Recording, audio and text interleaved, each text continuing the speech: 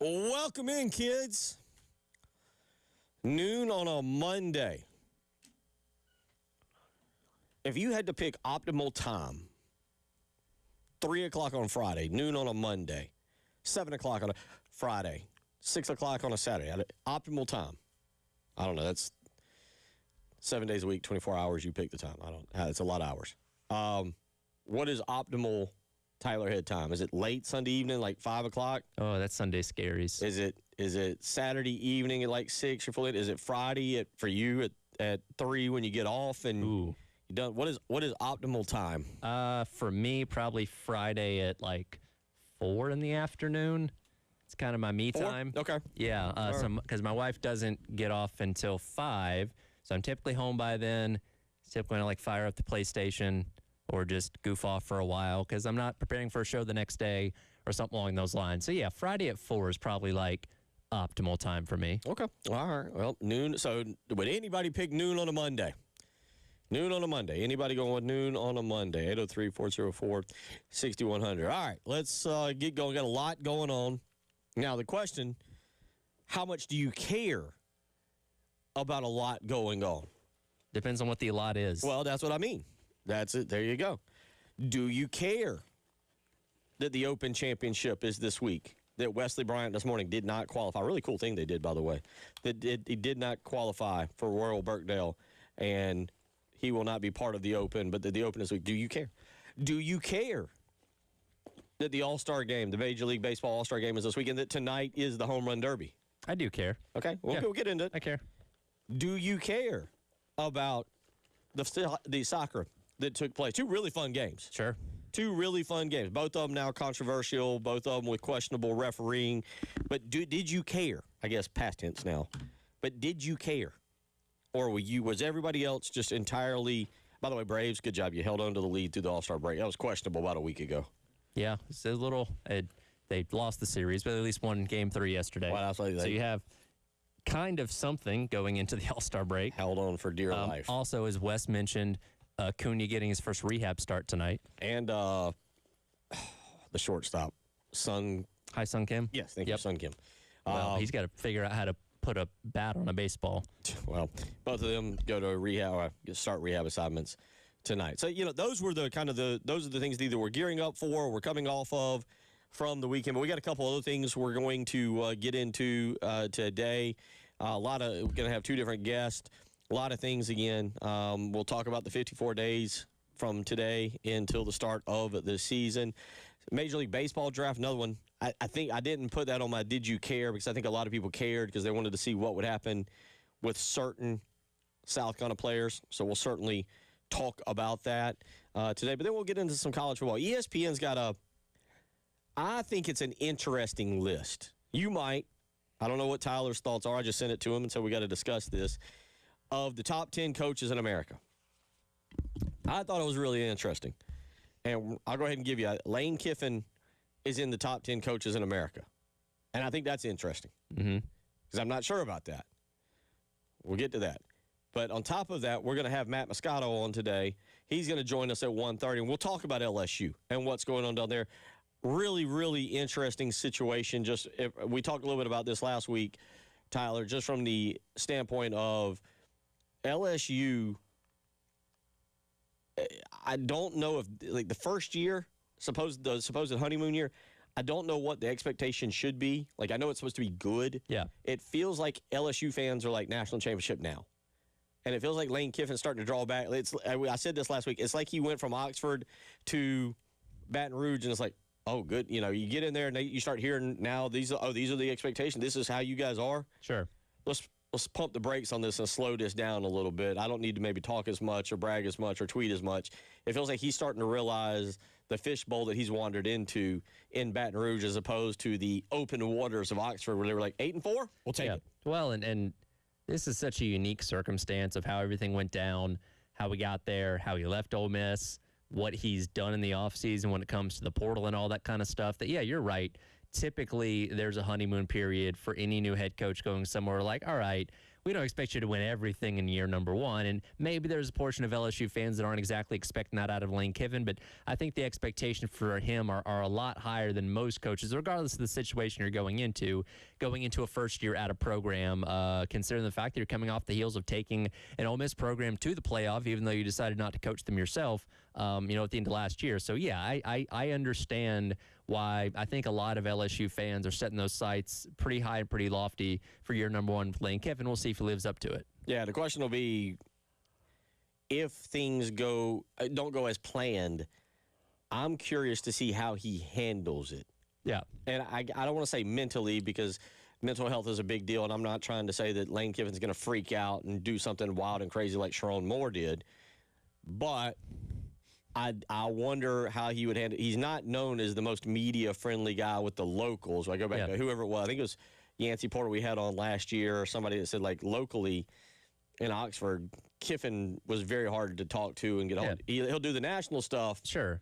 Well, and think about the places he's been. And I guess Tennessee and Southern Cal would be comparative, but there's just something different about LSU and how ingrained that entire state is with that program. Yeah, he's faced a lot of media in LA. He's faced a lot of media in Knoxville, but he's never faced it to the degree that I think it's going to be down there in LSU, which is going to be interesting. He didn't, I want to say he didn't handle Southern Cal's where he had true expectations, like really legitimate. Tennessee was just, they were just happy to get away from Phil Fulmer, and they were just happy to be in another place. I think, what was that? That was post Derek Dooley days also. No, that was before Derek Dooley. Who was? Kiffin was hired right after Fulmer. Okay, was he? Oh, is that right? 07, 09, yeah, okay. Yeah, and right. then like Dooley came in after that, and I don't know what happened. All right, so anyway, but yeah, so he didn't really face expectations at Tennessee. At Southern Cal, there were expectations, and he had a good season. He had an average season for Southern Cal, and he had a bad season for Southern Cal, and then he got fired, right, and left on the tarmac.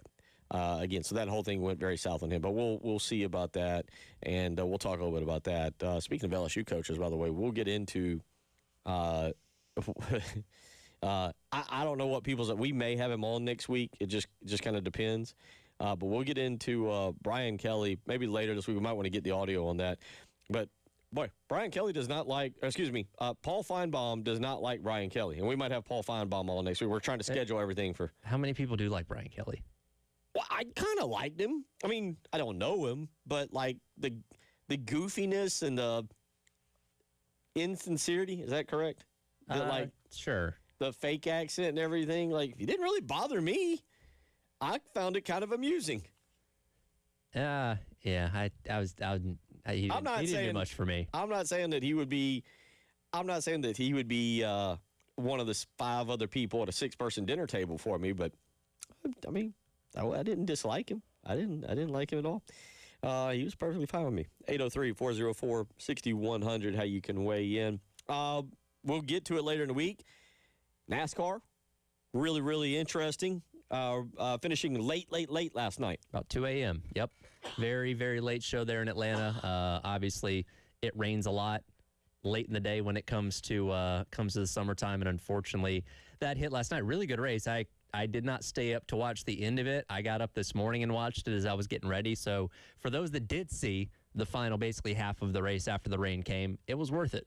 Any idea how we did? Have you looked it up? I have not looked yet. Okay. I know for a little while there, my guy, Austin Hill, was running pretty good, and then at one point I looked and he had fallen back. So I'm like you. What happened to me was they went to the weather delay. Yep. And when they went to the weather delay, I changed channels. I'll admit, I started watching Everybody Loves Raymond, and I figured because the way they made it sound. Did you make it? You made it to the rain delay? Yeah. No, I actually watched all the way up until when they actually restarted. Oh. But I only got to about 12:15, 12:30. What time was the restart yet? Right before midnight. So yeah, that was the thing is I think when I was watching one of the delays or flipping back over, they made it sound, or maybe I misinterpreted. They made it sound like they were going to move it to today. Okay. And so maybe I misinterpreted what they were saying. So I kind of like started ignoring it, And it wasn't until this morning I was like, oh, let me see what time NASCAR is. That might be fun to watch with Tyler while we're doing the show. And I'm trying to figure out how Blaney won, but it had been, so then finally Yeah, today's forecast looked a whole lot worse, so they were going to do what they could to get it in last night. And it's not the latest it's ever run. The 2015 Daytona July race ran until about 3 a.m. That's the race where Austin Dillon went into the catch fence. So I was like, oh boy, I've seen this movie before. Let's see what happens. But upon my quick look here, Austin Hill did finish 31st. Yeah. So I don't think you're going to win here. Trying to see where Doug's. Okay, Zane Smith 30th. So I had the best night. I got 14th with Austin Cindric. Okay. All right. And you stole my pick. I was going to pick Austin Hill. Well, I saved you. But only not by much. All right. That'll continue our NASCAR Survivor Challenge. We'll catch up. By the way, if you ever want to go to a race, go to Atlanta. Go to Atlanta? Yeah. Okay. That's the best ticket. Says the guy, although it's a Talladega Nights shirt, but I was going to say, says the guy wearing a Talladega shirt. Talladaga's fun, too. Yep. 803-404-6100. We'll talk some Carolina football as well.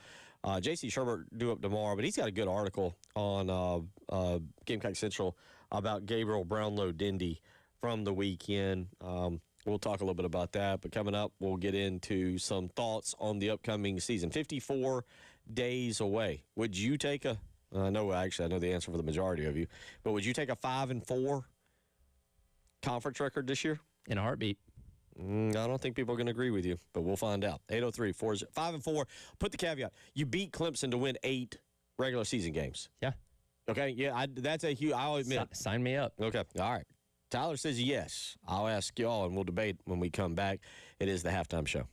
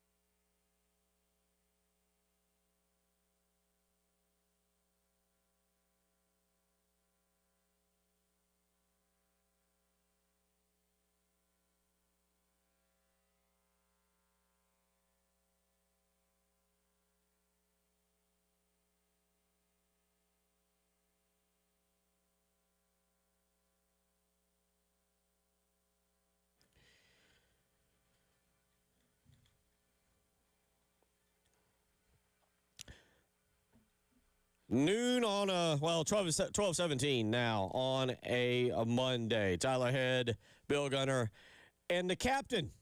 No, not Kerry Rich. David Dare.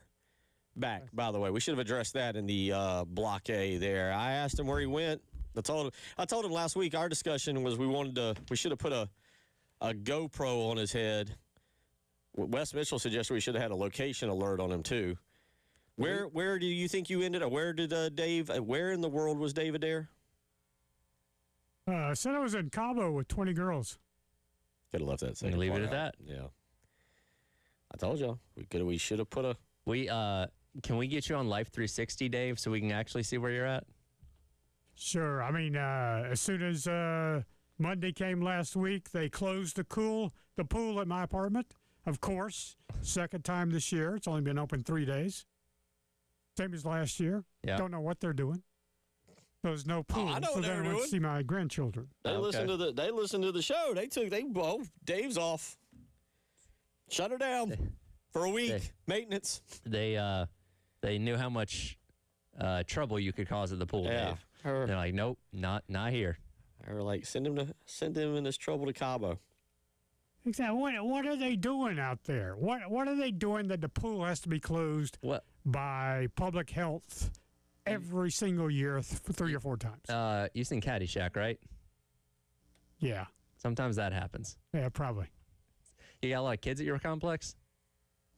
Thousands of them. I'm going to go with Baby Ruth in the pool. Yeah, Well, probably so. It's fun and games until it actually happens to me or to one of my family members or y'all. But maybe your pool is the origin of this stomach virus going around that I learned. Well, I've heard about it, but I was actually watching the news this morning and learned about it. And That's what we get for eating healthy.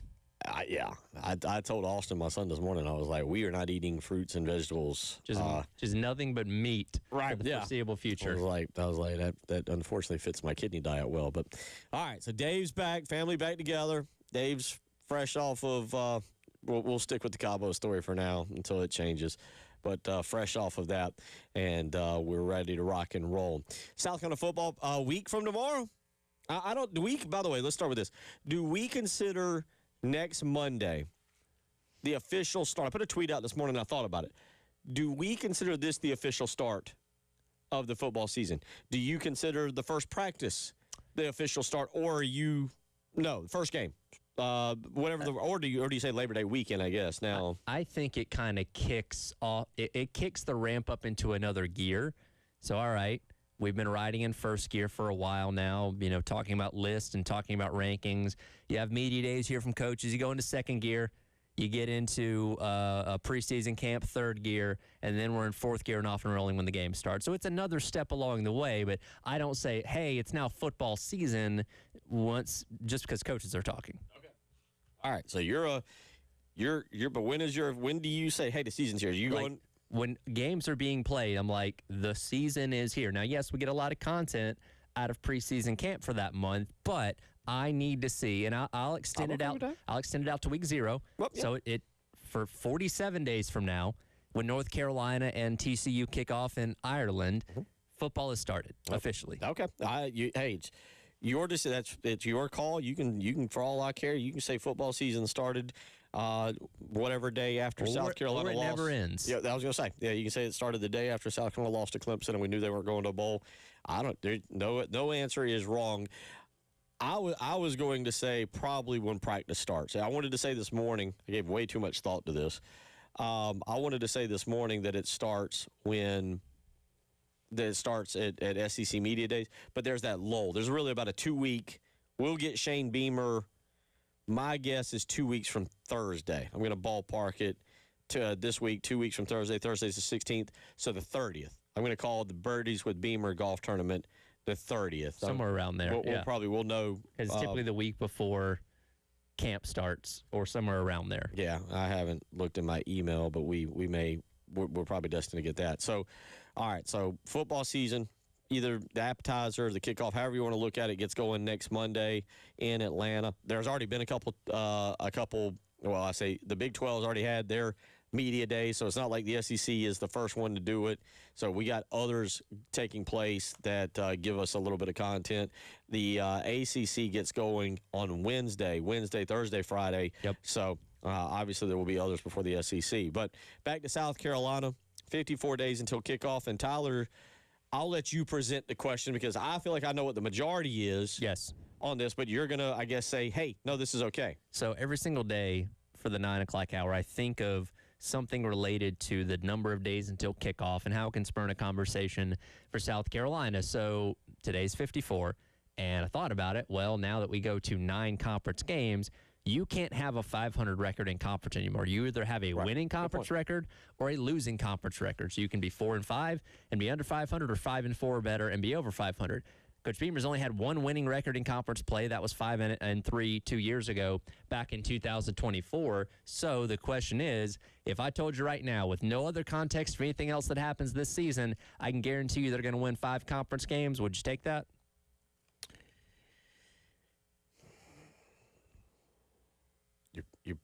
We're calling it early, but would I take it? Yes.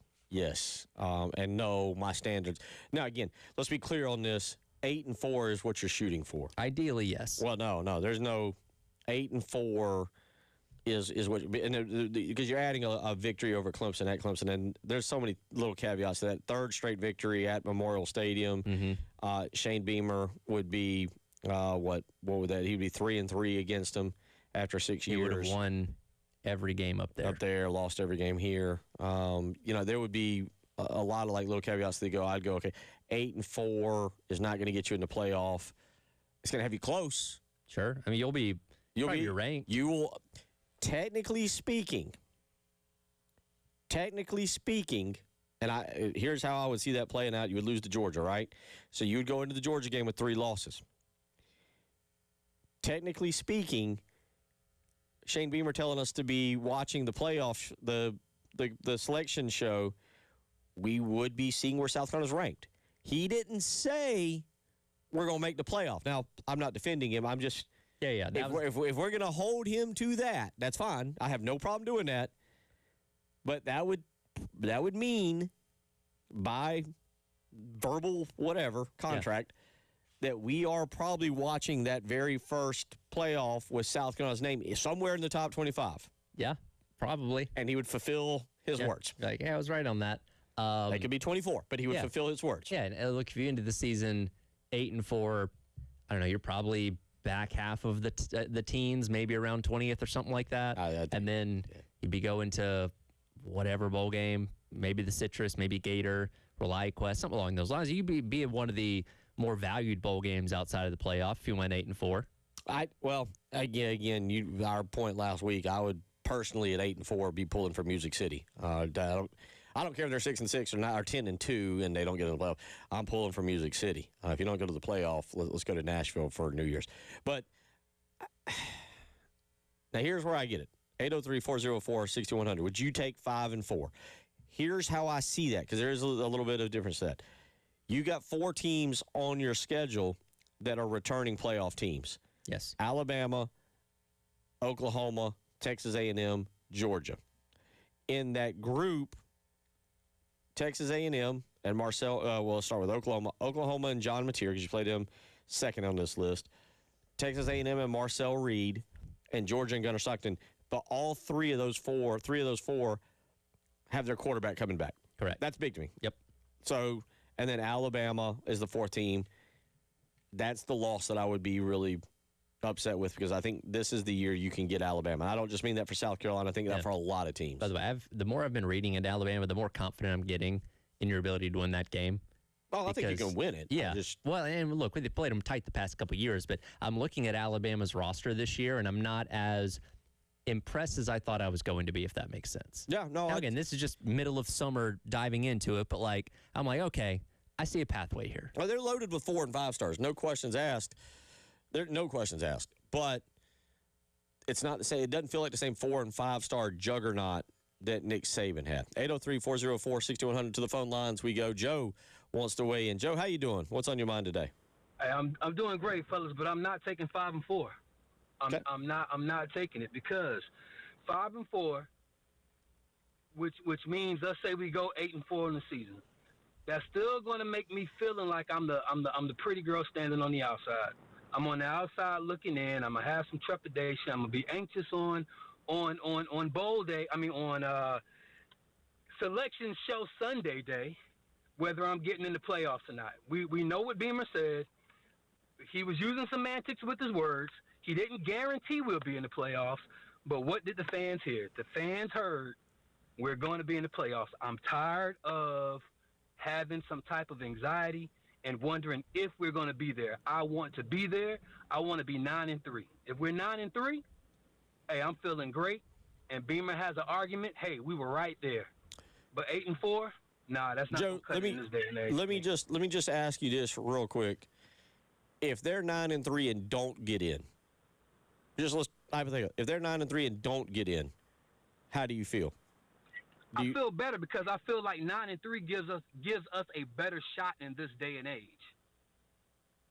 So you want them to at least have a strong argument, is what you're saying, right? I want a strong argument to get there. 8-4 in this day and age will not cut it. It won't. Yeah, I'm trying to. The reason I say that, thank you for the phone call. Notre Dame went 10-2. Yeah. Now, different circumstances, different schedules, strength of schedule. It's not all apples to apples. That line is going to be fuzzy year to year, right? What's 9-3 in one year is not comparable to 9-3 in the other. But he's not wrong. If you're 9-3, like Carolina was 2 years ago, you're at least entering into the conversation. Doesn't guarantee you anything, but you're at least depending on, okay, assuming you didn't lose all three of those games in the last 3 weeks of the season where you're losing your momentum, you're at least in the conversation, right? You're probably on the outside looking in at 9-3 more likely than not, but you're at least there to where they have to consider you like 2 years ago. Notre Dame didn't get in, but last year there were 12 teams with double-digit wins. 12. BYU also had 11 wins. This was after the championship games, and BYU didn't get in. Obviously, Tulane and James Madison are the two that took Notre Dame and BYU's spot in that. 8-4. Texas was 9-3 last year. Southern Cal was 9-3 last year. Arizona, Michigan 9-3 last year. The first 8-4 team, by the way, Iowa at 23. By the way, ranked ahead of James Madison. That sounds about right. 803-404-6100. We'll continue this conversation and roll along. You're listening to the Halftime Show.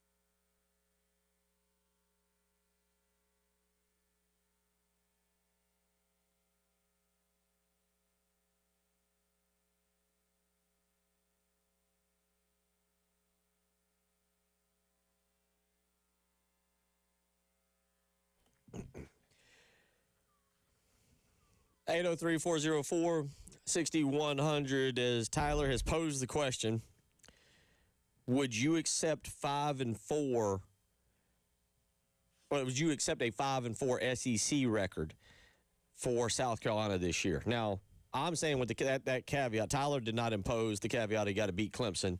He's just asking SEC. I'm saying I'll take it, but that is now a must-win game. The way that I pose it is you're almost kind of guaranteeing yourself 7 wins at that point. Because we assume Kent State and Towson shouldn't be a problem. You win 5 of your 9 conference games, you got to 7, and then if you were able to beat Clemson, that would be the 8th. Like 7-5, I'm not going to lose my mind. It'll be disappointing. I'll say that. There's no doubt about it. It'll be disappointing. 7-5 is disappointing. I'm also not going to come in here and scream like changes need to be made. Change something, anybody. So, and you brought up the thing about what Beamer said last year, and Joe brought it up in his phone call a moment ago. If he doesn't say that, if he never puts that out there of a year from now, we're going to be watching the Tuesday Night Reveal show to see where we are going to be at, does that change a lot of people's expectations? I don't think so. I think what it does is it gives them a talking point to say, see, the coach says that. Yeah, like, hey, here's what, here's the standard and goal you set. Yeah, I mean, like that's the I think him saying that changes. It allows people at 7-5 to be like, that's nice, but you didn't live up to what you said. You failed, and you told us this. So that's what it is. At this point, again. My way of looking at it, South Carolina is not better. South Carolina is not better. I don't think they're better. On paper, they're not better than Alabama. No, on probably paper, not. On paper. I don't think the gap is as big as some people might think. Yeah, I'm with you. But Oklahoma, Georgia especially, Texas A&M. Now, Texas A&M, you get at home. This is different, all right? But you are not better than them. We are not better than them. Jacob weighs in and says 10-2 playoffs or bust. Most talented team on paper we've ever had. When will we see a player like Sellers and Stewart again? Time is now. Well, Jacob, you just saw Clowney. I know it was 14 years ago, and right now you say when are we going to see a player like Sellers? Look, y'all know I'm a huge Lenore Sellers fan. I can name about 4, 5, 6, 7, 8 quarterbacks better than Lenore Sellers right now. And I don't mean playing. I mean through South Carolina's history. Yeah. So, and by the way, here's my plea to y'all, to everybody out there. Either say playoffs or bust. Don't give me a record. Because as we just pointed out, last year, BYU won 11 games and didn't get in the playoff. Mm-hmm. Notre Dame won 10 games and didn't get in the playoff. Yeah. Vanderbilt won 10 games and didn't get into the playoff. Utah won 10 games and didn't get into the playoff. And for a program that's never done it before, like, do you really care if it's 12-0 or 9-3? Like, as long as you're in, right? Well, that's what I'm just saying. Don't send in and don't, like, because a lot of y'all are out there like, well, 10-2. As I'm pointing out, Virginia lost the ACC championship game. Mm-hmm. Didn't get in the playoff. With a 10-3 record. So my point on this is like y'all can say, well, 10-2. 10-2 doesn't guarantee anything. No. 8-4, you're definitely out. You put yourself in as good a spot as anybody at 10-2, but you're right, it doesn't guarantee you anything. It depends on who you lose to, when you lose to them, how you lose to them, and all that kind of stuff, and what everybody else is doing. You mentioned how many double-digit win teams there were last year. That's a lot to pick from. If you're one of 3 teams that went 10-2, and everybody else is 9-3 and 8-4, then yeah, that's an easier thing. But there's no way to predict what the rest of college football is going to look like and how many schools you're going up against to try and state your case of being in or not. But let's go back to the question of 5-4. South Carolina, in my opinion, as I sit here on July the 13th at 12:39, South Carolina is better than Kent State, Towson, Mississippi State, Kentucky, Arkansas. Well, that's it. We feel pretty strongly about that. That's it. Tennessee and Florida are toss-up games depending on how you want to view them. Florida's down there. Tennessee's here. Tennessee's also off a bye week. Those are toss-up games. The other 4, Tennessee, Florida, and Clemson. By the way, I always forget because we throw them in. Tennessee, Florida, and Clemson. The other 4, you're not better than them. We're not better than them. Now, does that mean chalk it up, call it an L, and move on? No, that's not what I'm saying. That's just realistically what it is. Doesn't mean you can't beat them. Doesn't mean that you don't play better. Doesn't mean you don't improve. Doesn't mean that your group of, on paper, doesn't play, but that is how it is. So, to me, 8-4 is winning the 5 that we just discussed, winning all 3 swing games, and then, okay, you lose the 4 that you're like, well, they're just better than us right now. Yeah. And again, we're going off what we think right now, right? We can get into this season, and this could be the greatest Carolina team we've ever played or we've ever seen. We're like, hey, maybe A&M isn't better than you. Maybe Oklahoma isn't better than you. Maybe Georgia's not better than you. Again, that's a long time between now and when those games are. But we go into every single season not completely understanding what every team's going to be, with the ability to shift our thoughts and focus on what we thought compared to what we see. And hey, Carolina could exceed all expectations. And again, we didn't think that the team 2 years ago would be playing some of the best football in the last 6 games, and they did. I don't know anybody that wanted to play them coming off that run. No. So our opinions of this team could change, but right now, yes, when you look at what's on paper, especially those teams coming off of a college ball playoff appearance, say, okay, Carolina's not better than them right now, but they could be. We just don't know yet. Well, I mean, kind of to your point. Let's see. Let me think. At what, about 3:20 on August 31st last year, Sunday, August 31st. What was that? I think game time was 3 o'clock. Yes. All of us after Lenore Sellers ran in to go up. Opening drive. Oh man, here we go. It was basically like anything less than 12-0, we're a disappointment. Were they 13 in the preseason poll? 11 or 13, Something right? like that, yeah. So yeah, top 15 team, power opponent. You just march down the field. Sellers looks like him himself. All right, go ahead and book the trip back to Atlanta for the championship game. Start buying your hotels for the playoff. Like, even as that game went along, there was some clunkiness to it too. Even after that game, I still feel like a lot of people were like, all right, picked right back up where we left off last year. This train's going to keep rolling. And then it took you 3 quarters to score an offensive touchdown against SC State. Yeah. And we kind of shifted our expectations after that. Yeah. 803-404-6100. Let's go to some of the text messages here. Texture says, we have to get rid of this lesser loser mentality. Being satisfied with just a couple more wins than last year isn't it. We complain about being a team fan base that never gets a championship, but yet talk about being satisfied with minimal expectation over last year. I agree with that. And here's why. Because in today's world of college sports, nothing's impossible, right? Yes, even during the Spurrier years where you're winning 11 games, it still felt like, okay, you just can't quite break through to be that Alabama or whatever. Right now, nothing's impossible. So I can understand the sentiment that Texter is coming from, saying, hey, why not us? Now, it's easier said than done, right? You still got to go out there and A, put the resources out there, and B, bring in the talent, coach them up, develop them, and all that kind of stuff. But I can understand how a sentiment of the fan base is like, hey, why can't we be about that team that breaks through into the top levels of the sport like an Indiana just did? Well, I agree with you. I can agree with the texter. That's also like me saying my mentality every time I buy a lottery ticket should be that I'm going to win. Yeah.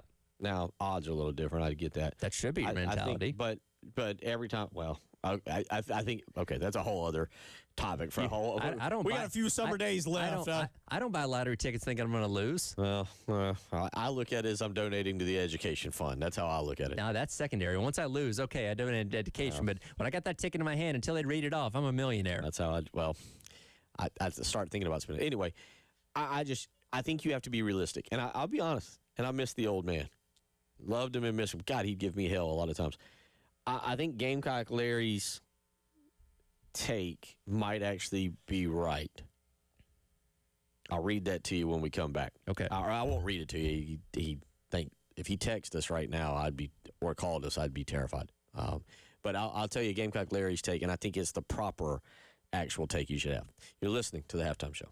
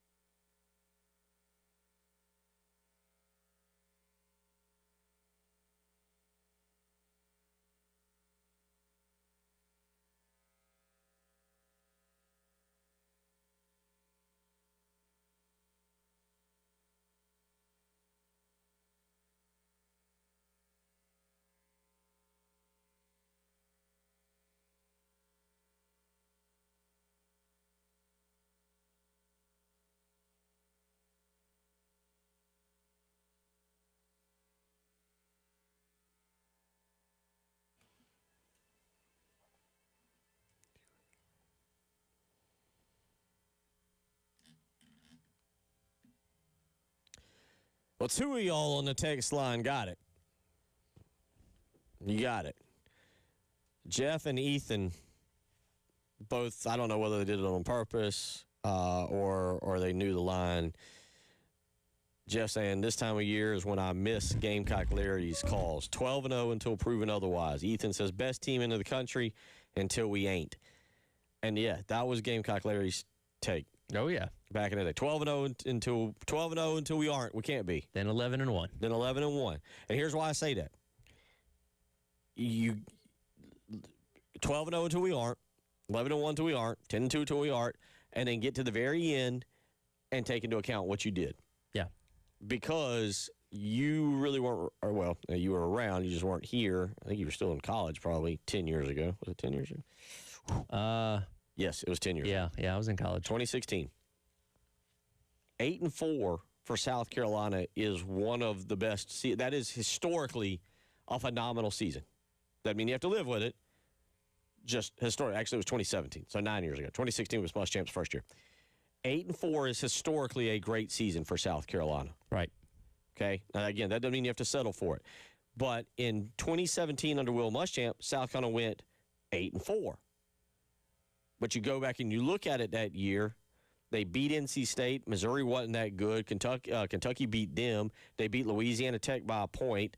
Arkansas was really bad. They thumped them pretty good. Got by a bad Tennessee team. Beat a questionable Vanderbilt team. This was 2017, not recently. Beat a questionable Vanderbilt team, 34-27. Lost to number 1 Georgia. Beat Florida. Remember, a bad Florida team. Beat Wofford and got popped by Clemson 34-10. Did beat Michigan in the ballgame. But none of those wins were impressive. And for all we want to talk about how difficult the schedule was that year, there was only one ranked team on that. Well, actually, I don't know how this kind of worked out because it tells me Georgia was number 1, but doesn't tell me what. You're talking about 2017, 2017, but doesn't tell me what Clemson was. Clemson had to be ranked. But anyway, so my point is you looked back at that 8-4. Clemson and you're like, was number 3. Yeah, okay. I don't know why on the ESPN schedule it doesn't tell me what they were that year. But you look back at that schedule that year and you're like, oh, that was a pretty weak schedule. Yeah. 9-3, especially given what we know was Jake Bentley, Brian Edwards, Shi Smith. There was a Debo Samuel on that team, a Rico Dowdle. Like, you look back on that now and you're like, 8-4. Well, you know, that should have been a 10-2 with ease. Right. That should have been a 10-2. So that's why I say Gamecock Larry, I think, had it right. You say 12-0. If you lose a game, now there's a line, Tyler, you draw and you say, like, all right, at this point it's a disappointment. For me, that's 7-5. 8-4. Look, I'm not going to come in here and tell y'all that the program's turned it around and here they go because they're going to lose a lot of players. But I will be honest. I think you're like, all right, this has got to be the baseline. You can't look past this year, right? Like, no. You have to put a wall between 26 and all the years past this, no matter what they're doing on the recruiting trail. All that stuff's great and good, but, like, if this season isn't successful enough, all that's for naught, right? You go 4-8 again, we're hiring a new head coach. Most of those guys that are committed, decommit and go somewhere else. Like, you have to solely focus on this year because that sets the table for whatever the future of this is going to be. Like you said, you have a lot of talent that's likely playing in their last year here. You got to maximize that because you're kind of resetting in 27, whether it be with Shane Beamer or somebody else as the head coach. So I can't look past this year. None of that stuff matters right now. What matters is the next 12 games you play that decide if things are going to continue as they are or if changes have to be made. KT weighs in and says, sign me up for 5 wins. Do I want more? Yes. Expecting more? No. And maybe that's a great way to phrase it. I don't feel like I want to go back to the texter who said we got to expect more than mediocrity, or I have to go back and read the text, lesser loser mentality. It's not that I think you accept 8-4. It's just you got to be like, this is the baseline. All right, maybe a game or two, a fumble, an injury, something didn't go our way in a game. There was no, whatever happened in the LSU game. Sure. It was a bad flag, whatever, I don't know, something. You get the point. And you go, all right, well, we lost 2 that Georgia, and let's just call Oklahoma, it's on the road. And then Alabama and A&M, you got beat in the final minute. Something happened. And you're looking at 8-4 and you're like, okay. All right, okay. That's baseline. Yeah. We got to that. We're going to go hang out in a decent city, a decent bowl. We can win 9 games. and then we can build on it. But as you said, because one thing about what you just said also is like you can't plan year to year. South Carolina may go to the portal for a quarterback. They may like Cutter Woods. Landon Duckworth may emerge. Who knows? You're right. Next year, we have no clue. Yeah, again, I'm not thinking about the future whatsoever. Now, the coaches have to tell you something different because they do have to plan for the future like they're going to be around here. But the only thing that matters is the next 12 games. Because if you don't get that right, there is no future. And well, let's also be honest. If you go 10-2 or 9-3, I think the odds might be pretty strong. You're replacing an offensive and defensive coordinator to go along with a host of talent. Again, what Clayton White gets rumored seemingly every single offseason. Kendall Browse, I'm sure, would like a shot at being a head coach at some point. Yeah. So, anyway, 803-404-6100. We will get into some other topics coming up top of the hour. ESPN has got a poll out on their top 10 coaches. We'll look at that. Interesting list. We'll tell you about it.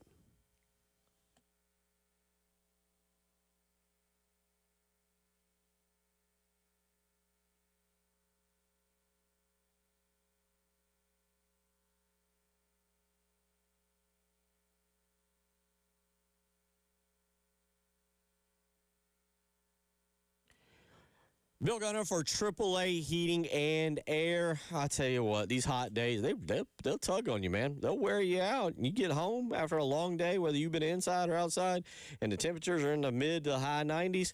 You're worn out. You don't feel like doing anything. You know what you want to do? You want to sit in the air conditioner. Or that's just me. It could be just me. But what I can tell you is you need a company that has taken care of you, that's put a good heating and air unit in. And that's why I trusted AAA Heating and Air. During the summer months, it has kept me nice and cool. During the winter months, well, nice and warm. AAA Heating and Air took care of me. They'll do the same for you. And right now, give them a call or check them out on the web. Call AAAtoday.com.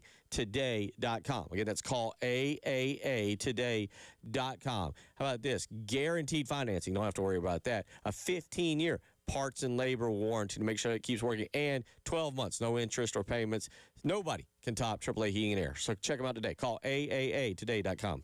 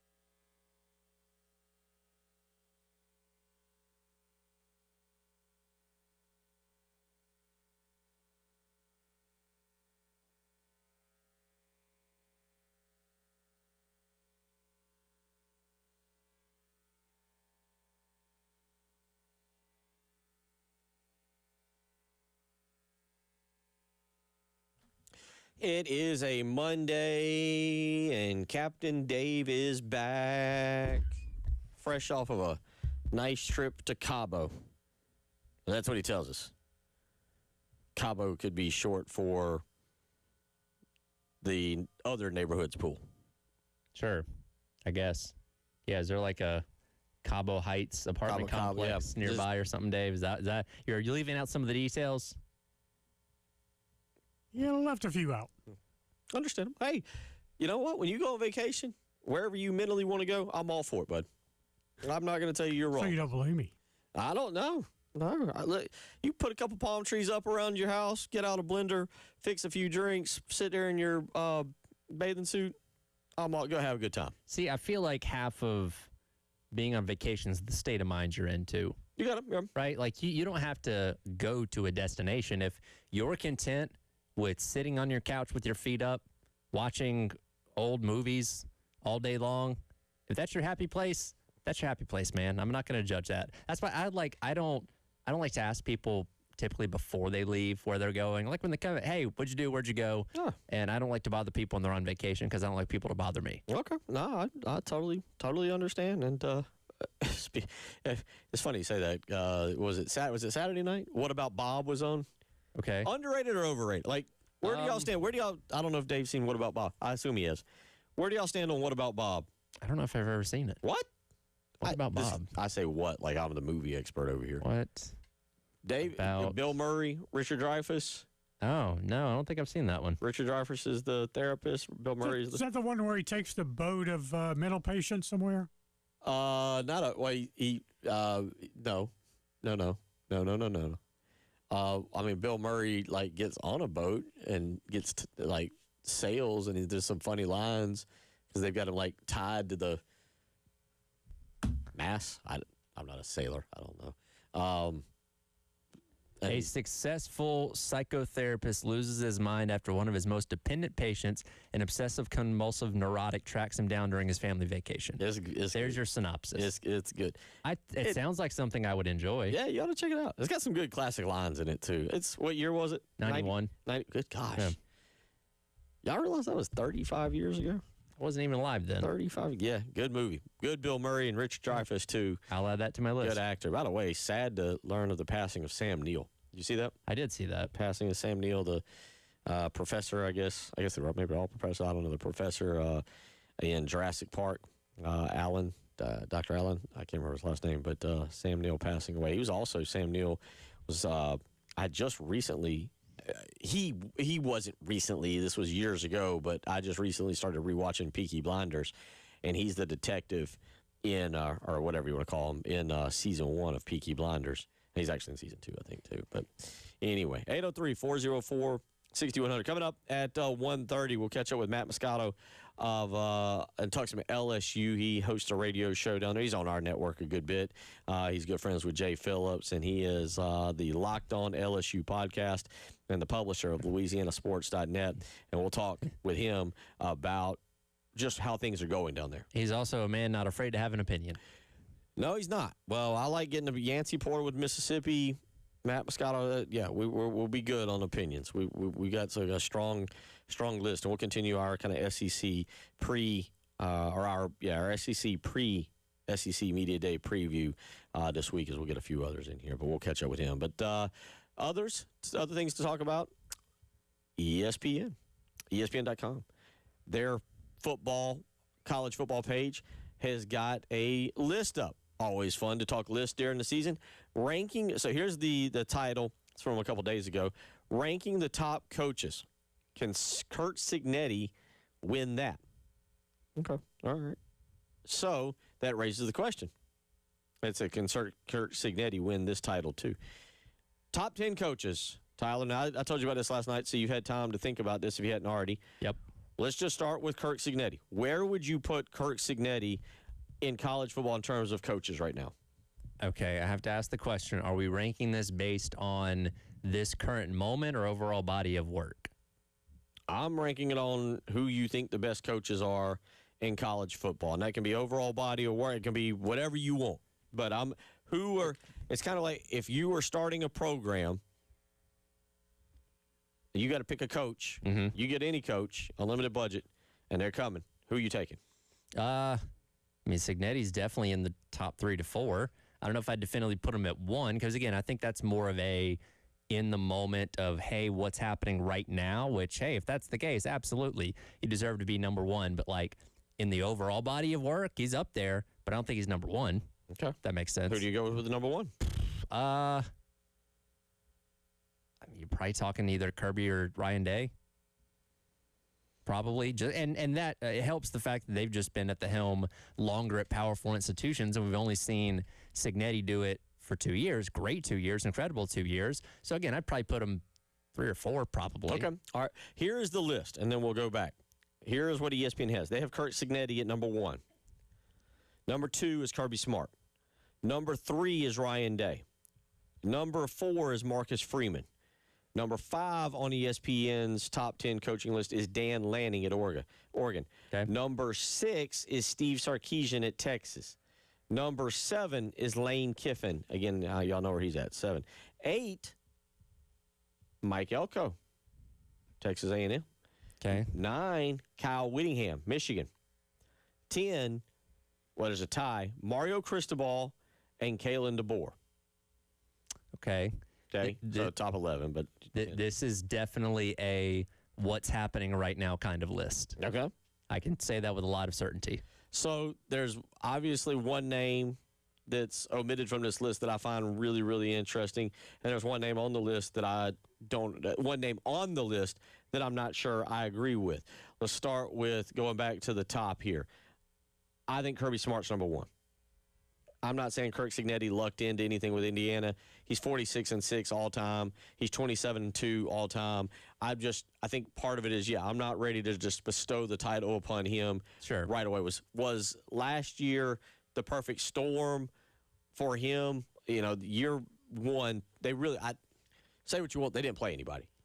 Yeah, for the most part. And, when they played Ohio State and Notre Dame, they got beaten. Well, that's what I mean. Convincingly. So I would have Kirby Smart. Kirby Smart's just done it over a longer period of time. I think if you put Kirby Smart at any program in the country, he succeeds. I would have. Who knows? We'll never know the answer.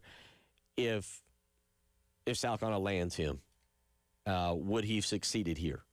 If Georgia doesn't pull that move with Mark Richt, but I'd have Kirby 1. I would have Kirk Cignetti at 2. Okay. I'd have Kirk Cignetti at 2. At 3, this is where it gets interesting. I think I'm going to go Marcus Freeman. All right. I think I'm going to go Marcus Freeman. At 4, I'm going to go Dan Lanning. 4 is Dan Lanning. 5, all right, now I'll put now this is where I'll put Ryan Day in there. Okay. Now, are you dinging Ryan Day because he was handed a really good situation and he's just kept it going? I think he's just navigated the ship. Okay, which, hey, and to his credit. Again, because I don't know if people know this, Ryan Day's career winning percentage is the 3rd highest in college football history. Yes. He trails Walter Camp and Newt Rockne. But yes, I feel like all he has done is shepherd this program forward. Yeah, I mean, I don't like one national championship. He was handed the keys to a very nice sports car and said, "All right, keep it on the road, don't crash it." I mean, save for the run of Michigan losses there, I mean, he's done a really good job, and again has won a national championship. Yeah, you could say probably should have won another one or two, but he's done exactly what you kind of asked of him. Well, you say, he probably should have won at least one more. Because let's remember, with Ryan Day, if he doesn't beat, and they thoroughly thumped Tennessee, but remember, he goes into that game, and there's more talk about him being fired. Yes. As soon as they lose, then people are talking about him winning and making a run. I mean, we're a lot closer. We're a lot closer to not having Ryan Day on the list at all because he's not coaching at a power school than we are to having him at number 2. So I put him at number 5. Okay. I put him at number 5. Number 6 on my list, I got to go with Mario Cristobal. If you got to start to look at the body of work of Mario Cristobal, I'm kind of on board with now. as I was making up my list, the one thing I did wonder how much of proper funds have helped him, because Miami's no shortage on NIL, and also Oregon is not short on resources either the year he was there. So I go with him. I go with him at number 6. I don't know how you can leave Dabo off. That's the controversy of this list. I get it, and it pains me to say that. Boo Dabo, go everybody else. He's corny. Everything.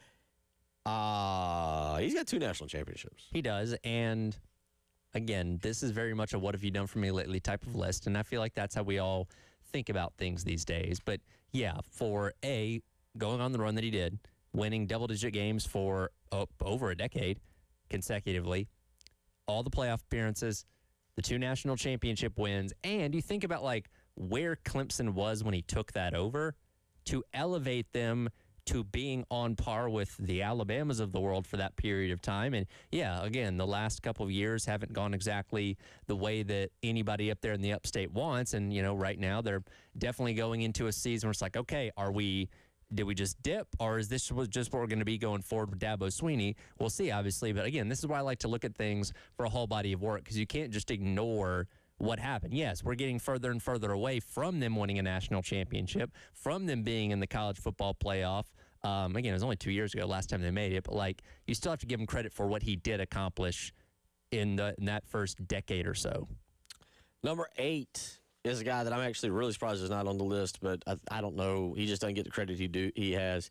65% winning percentage. Kalani Sitake at BYU. I think wildly underrated. Took a few years to get going. Had a little stretch there in 3 of his first years. 3 of his first 4 where they weren't particularly great.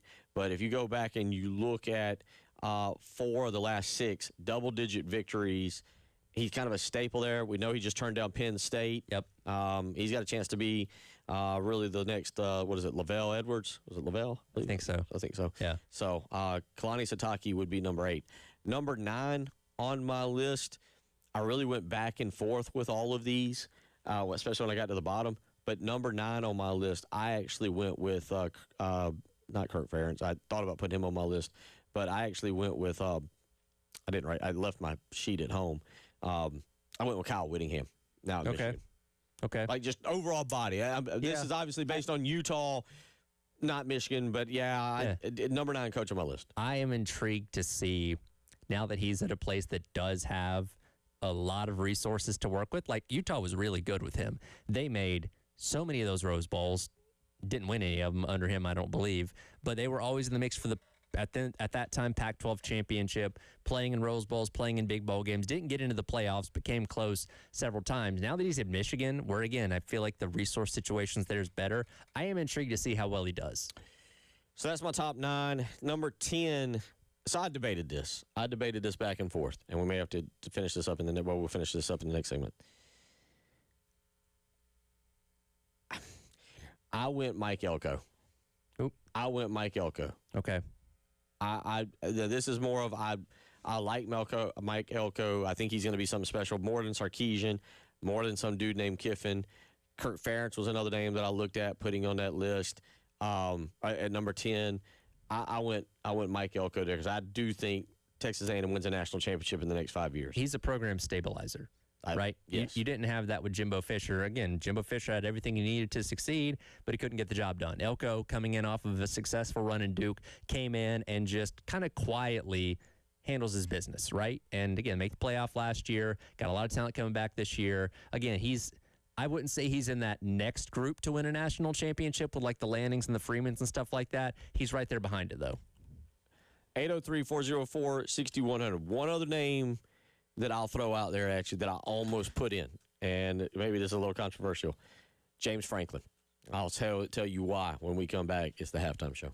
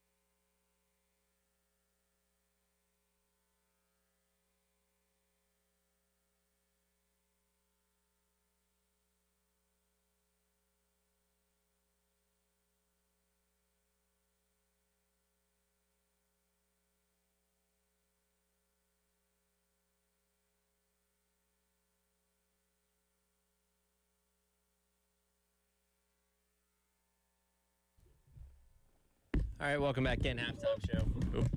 Ty Red, Bill Gunner, Captain Dave with you on your Monday in the game. Again, Matt Moscona of ESPN Baton Rouge coming up in about 10 minutes here. We'll get his thoughts on everything going on down there in Louisiana. And obviously, they're getting ready for year number 1 of the Lane Kiffin era, which I noticed Lane Kiffin was absent from your top 10 list compared to what ESPN put out that we talked about a moment ago. I like Lane. I'm not an anti-Lane guy, but I don't know how good of a coach he is.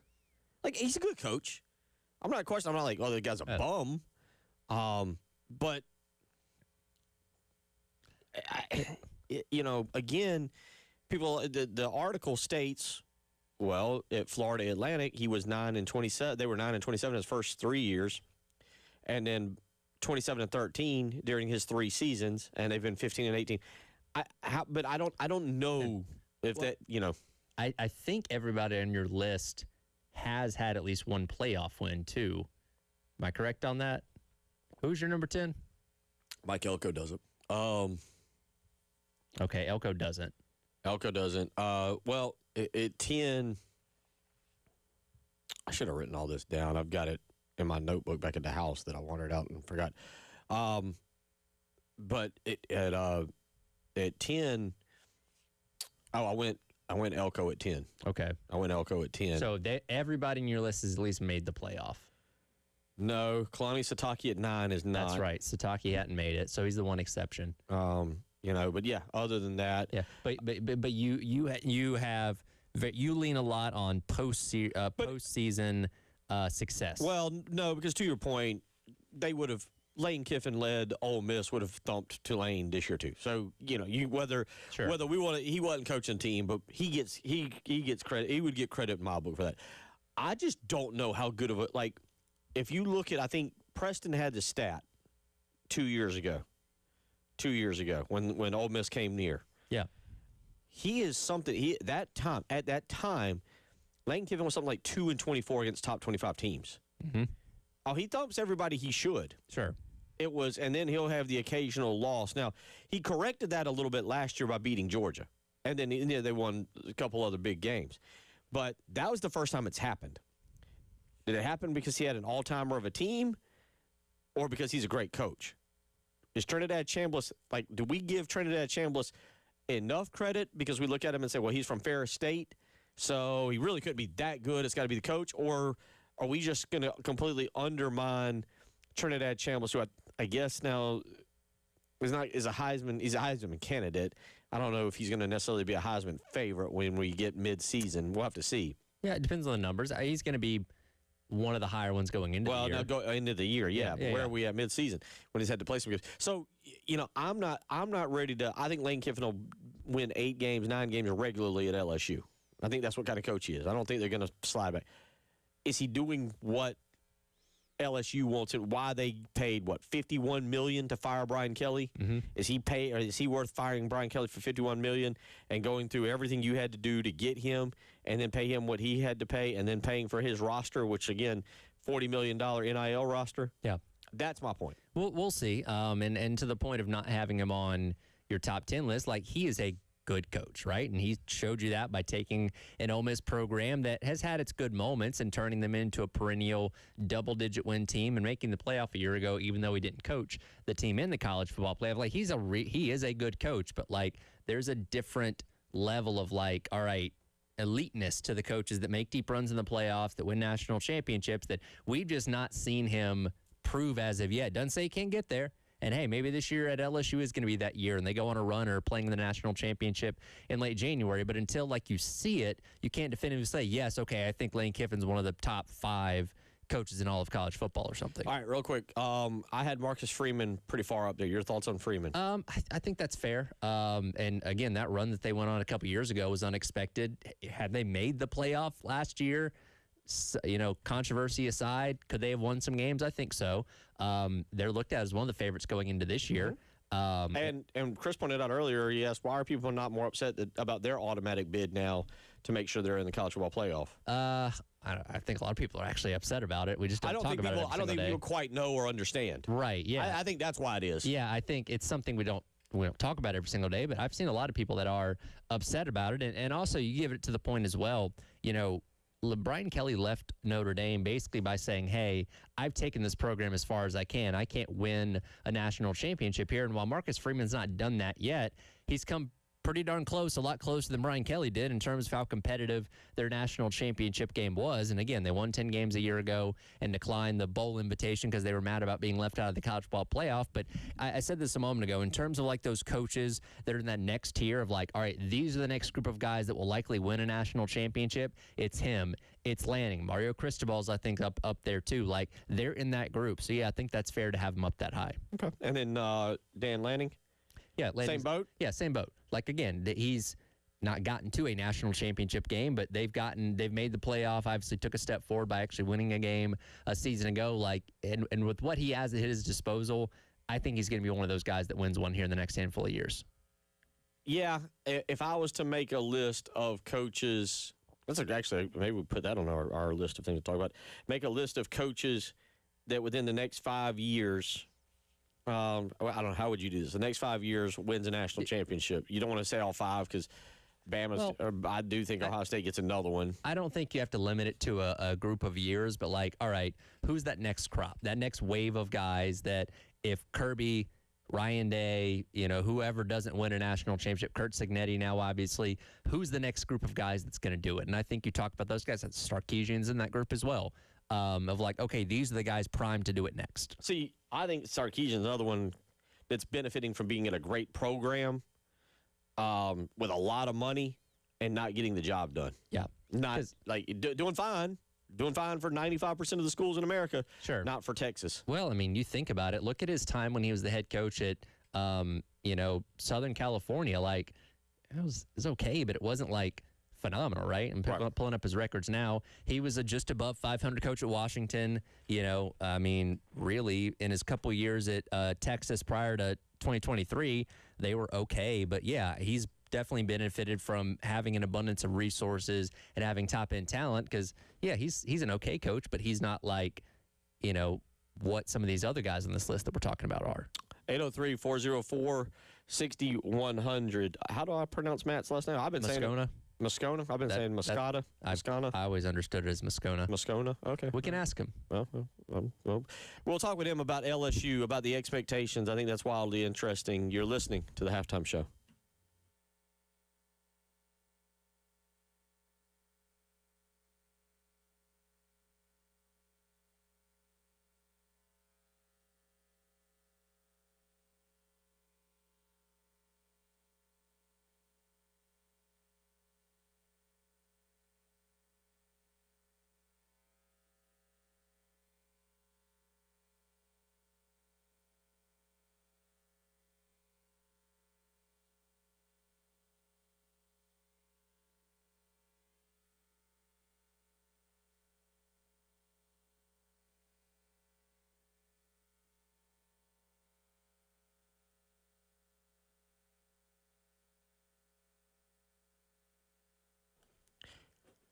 Bill Gunner for Mid-State Roofing. That's right, the company that keeps our homes, our businesses dry and running long into the future. Now, there's two ways to do this. You can be proactive. You can go ahead and get in touch with Mid-State Roofing today. You can line up a maintenance contract that way as we continue to get some of these heavy thunderstorms that roll through during the summer. Who knows what's around the bend coming up in the winter.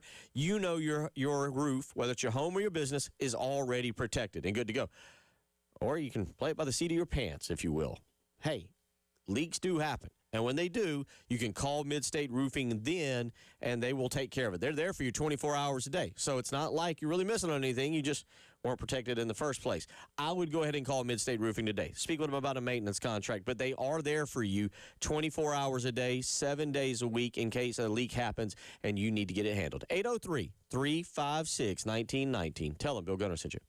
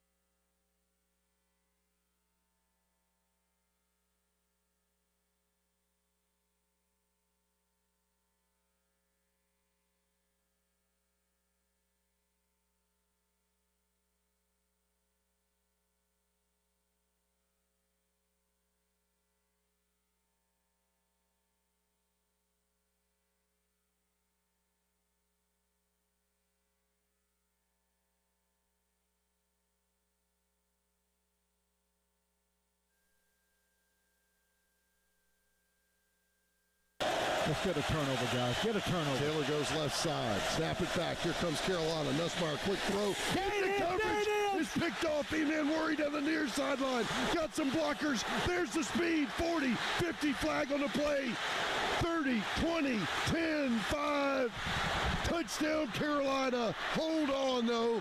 5 flags thrown back at the line of scrimmage. I think I think it's a good call on 4. I think Kennard, I believe, is the guy that turned around and it's not smart, guys. We still hate LSU, Matt. We dislike them. You, the cheating ref, Kim Mulkey, Angel Reese, all of you. Boo! Welcome in, buddy. What a loser's mentality. Still complaining about a call 2 years ago. Hey. The definition of a fan base that's never won anything. Oh, my God. Hey, Tennessee still blames us for when we beat them. Tennessee fans are still holding it against us, saying we stole the signs. Well, stole the signs, and then was it sand on the field? Sand on the field, stole the signs. Yeah. Jerseys. What game? The one when Hendon Hooker got hurt? Yeah, the 2020. It was like a 30-point game by then. Yeah, I was about to say, or maybe that's because Hendon Hooker blew up his knee. Well, that was late in the game. The game was well out of hand when Hendon got hurt, but yeah. Oh man, that was a rout all the way around. Now, like that whole South Carolina thing 2 years ago is such a non-topic here, but every time I talk to anybody in South Carolina, they bring it up. It's what's interesting, guys. Like there's LSU has their version of that. So it's in 1979. LSU played Southern Cal and Tiger Stadium. It was like Ronnie Lott, and Marcus Allen, and Anthony Munoz. A great team, like a historic team. And LSU was kind of an underdog, and they were playing well, and they were winning. LSU was winning the game, and then they had a kind of a questionable face mask call late in the game against LSU, and Southern Cal went and scored and won the game. And you go watch the game on YouTube now, and it's so blatant that it was a face mask call.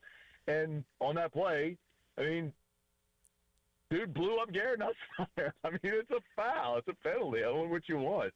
Well, I was teasing you just because I've never had you on. I've been on your show, and I appreciate you joining us today. No, it's all good. So that was. I thought about that actually literally as I was going to get coffee here at 1:35. As I was going to get coffee at 1:35 in the afternoon to get ready for this segment. But let's talk about LSU. Moscona is how we say your last name, correct? Nailed it. Okay. All right. Thank you, Tyler. Tyler got that right. You're welcome. I was improperly pronouncing. But I think it's so interesting down there with Lane Kiffin coming in, at least right now. What is the sentiment of the fan base? What is the expectation this year? Because it feels like to me, looking down in Baton Rouge and feeling the fan base, it's national championship or bust. Is there a honeymoon year for Lane Kiffin? No, there is not a honeymoon. If you look, just given the investment, right, Bill? Like $91 million for Kiffin. The reports are $40 million for this roster. I'm telling you, fellas, it's closer to, if not exceeding, 50. There is no honeymoon. I mean, the expectation, I don't know that I would say the expectation is to win the national championship. I think so much of that just depends on, if you get in the playoff, the draw, and how things, where you play, all that sort of stuff. But to be one of the 12, guys, I don't think that's unrealistic. And we've seen in this era how quickly, I mean, Indiana is the greatest case in point, right? I mean, Curt Cignetti takes that job, and there's no team in major college football that had lost more games in their history than Indiana. Year one, he's in the playoff. Year two, he wins a national championship. Like, they're just – he ruined it. He ruined it for everybody who wants a grace period. It just doesn't exist anymore. If you invest the money, you can build a roster, and LSU has, and so the expectation is going to be Kiffin goes and wins. So, as you just mentioned there, obviously tons of resources at his disposal. You saw what he was able to do at Ole Miss, turning them into a perennial 10-win team, making the playoff a year ago. So, a lot of reasons to believe this is going to work. But for you or just the fan base as a whole, is there anything that gives you pause about this hire, saying, this is something that might work against him or might not go as good as we want it to go? I don't know if there's anything about the hire that would give me pause. I mean, that dude, look, in the last 5 years, there's 3 SEC teams that have won 50 games. Georgia, Bama, and Ole Miss. Dude did it at Ole Miss. I mean, there's just, in this era, Lane Kiffin is someone who is far more transactional than relational as a coach, and so he fits this era. This year, I have a lot of reservations about this year. First and foremost is Sam Leavitt, the quarterback. I mean, guys, he missed the bulk of last season at Arizona State with a Lisfranc. He missed all of spring with that injury. He was out there, just, helmets and a jersey on, but tennis shoes kind of standing around. But, I watched – Lane gave us a lot of access, guys, in spring. I don't know what Shane does with you all, but Lane let us come watch the whole practice. Yeah. 11-on-11 scrimmages in Tiger Stadium, the whole thing. And the other quarterbacks out there are young guys that I think in time will be really good, but they're not ready to compete at a playoff caliber level right now. So if Leavitt is limited, I think the ceiling on this LSU season gets lowered dramatically. And look, the offensive line was atrocious a year ago. They got to rebuild that. They rebuild their entire receiving core. There's only one scholarship receiver returning. They went in the portal and added 9 receivers. So there's a lot of questions about this team. They've spent a lot. They got a lot of talent. But, can they make it all blend together? That remains to be seen. But long-term with Kiffin, I think in this era, he's the right guy with the resources they're going to give him in this era. Do you think – I have a theory, and a little off, but – that Kiffin didn't understand the expectations of Baton Rouge. Let's be honest, that fan base, your fan base, totally different than Oxford, and quite frankly, totally different than when he was at Southern Cal. And even when he was at Tennessee, they were just happy to get rid of Philip Fulmer and to move on from that era, and they were struggling anyway. And so they were happy, and they understood that it would take a few years. As you said, and as it seems like, LSU is expecting it now, right away, and it feels to me like Lane is pumping the brakes on that all of a sudden, going, guys, I might need 1 year, I might need 2. We'll get there. Is that how you perceiving this as well? So the two separate things there. Number one, I don't think he is in any way unfamiliar with the expectation. Let's not forget, he was at Bama as well. I was Nick's OC, but, he spent a chunk of time there, and he's been around the SEC and major college football. He's in the NFL. I don't think the level of give a darn from LSU fans surprises him. I think that's part of it. I completely agree with you on Lane trying to pump the brakes, because he has several times at the podium said, we're going to win here. It may take time. It may not be this year, but he is, I think, been very intentional. One thing I've learned about Lane, guys, he is very calculated. For example, the Vanity Fair thing that gained a lot of attention. I don't think Lane just misspoke. I think he knew exactly what he was saying and what message he was trying to convey. And so I think when he has said in interviews throughout spring, trying to pump the brakes, I think in his mind, he knows this year Ole Miss with Chambliss and Lacey and those guys back, this may be a year where Ole Miss is still better than LSU. Now in time, I think that flips, and I think LSU over the next 5 years will be better with Lane than Ole Miss will be with Pete Golding. I think most reasonable people would assume that. But yes, I do think he is trying to at least float a few test balloons there to pump the brakes. Since you mentioned Ole Miss, of course, September 19th, he returns to Oxford. It's a game I think's gotten the most national attention of any game on the season so far. What's your expectations of what that's going to be like environment-wise, how LSU will handle that, and kind of what to expect there? If it gives you any context, I'm not sure that I want to go.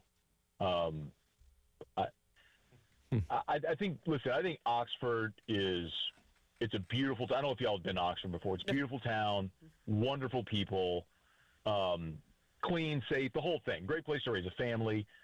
But every fan base has their lowest common denominators. None of our fan bases are exempt, right? And that's one of those things where I think the animosity is going to be so high, you just wonder, is the weirdo from Alabama who poisoned the tree, is that version of the Ole Miss fan base going to come out that weekend? I hope sincerely that it It's just what you would expect from any SEC venue, and it doesn't get to be anything more than that. But, I mean, you guys mentioned a minute ago about Tennessee. Like, that was dangerous whenever Lane went back there and they're throwing golf balls and ketchup bottles and stuff on the field. Like, you just hope it doesn't come to that. But, guys, I remember the most animosity I have ever seen in a football venue at any level ever was in 2008, the first time Nick Saban came back to Baton Rouge. And that was just that was like anger rage from LSU fans in Tiger Stadium that day. And Nick didn't even leave LSU for Alabama. He left for the Dolphins, but then came back into the SEC with Bama. This, especially with everything still so fresh and the nerve endings still exposed. I mean, week 3 of the first season that Lane is left, he's got to go back to Oxford. I mean, that's going to be a whole scene, I think, unlike any of us have really seen before. Real quick, got about a minute here. Sure. Your thoughts on Clemson to LSU, because that one, obviously, Clemson's trying to get back on track. First game ever for Lane down there in Baton Rouge. Night game. Game day will be there. How do you see that one going right now? Are y'all surprised that's an 11.5-point line? No. I think y'all are down on Clemson. I'm down on Clemson. I'm down. I think their quarterback play is wildly questionable, and I like LSU's defense. Yeah, I agree. The one other thing I'll give you with that game is Tiger Stadium has a great history and reputation, but it's like a lot of venues where kickoff time, bad opponents, traffic, people leave earlier, don't show. Like, it has the same thing that every place does.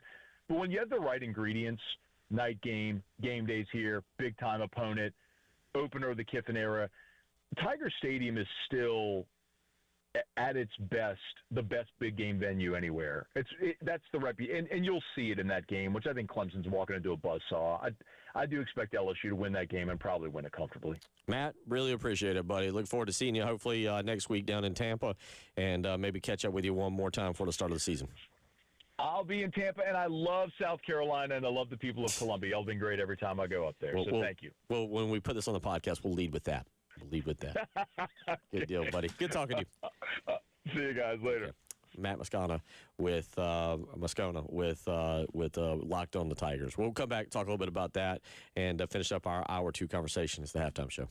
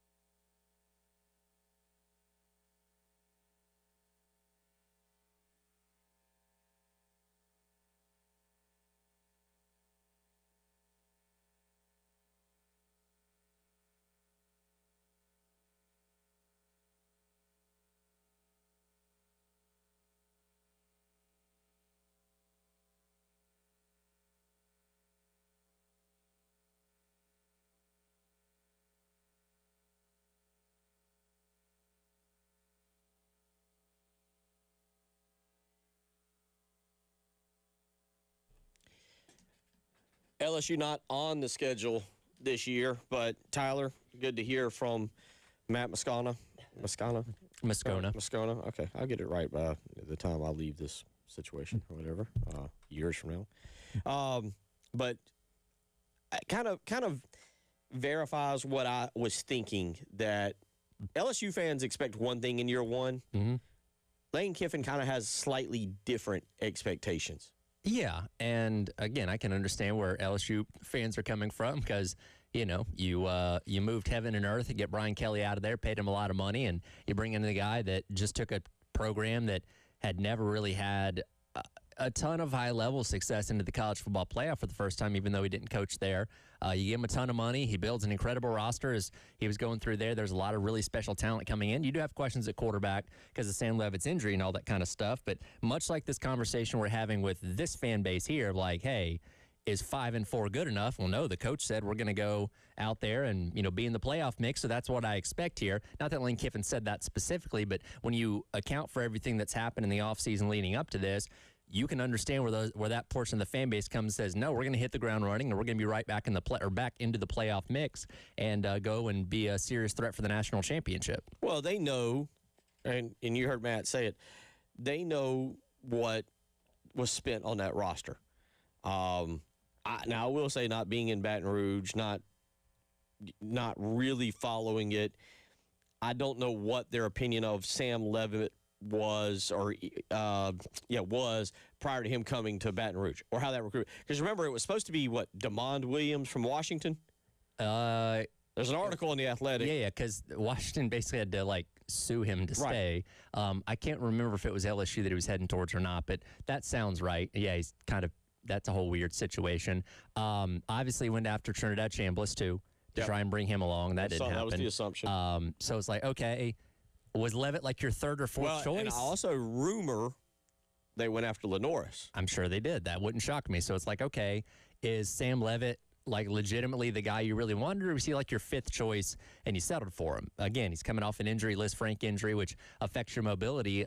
So we'll see. And there are questions about this team, but at the same time, I can understand blind confidence from a fan base hey, we hired the guy we wanted. We poached him from any other school. Let's hit the ground running and make something happen.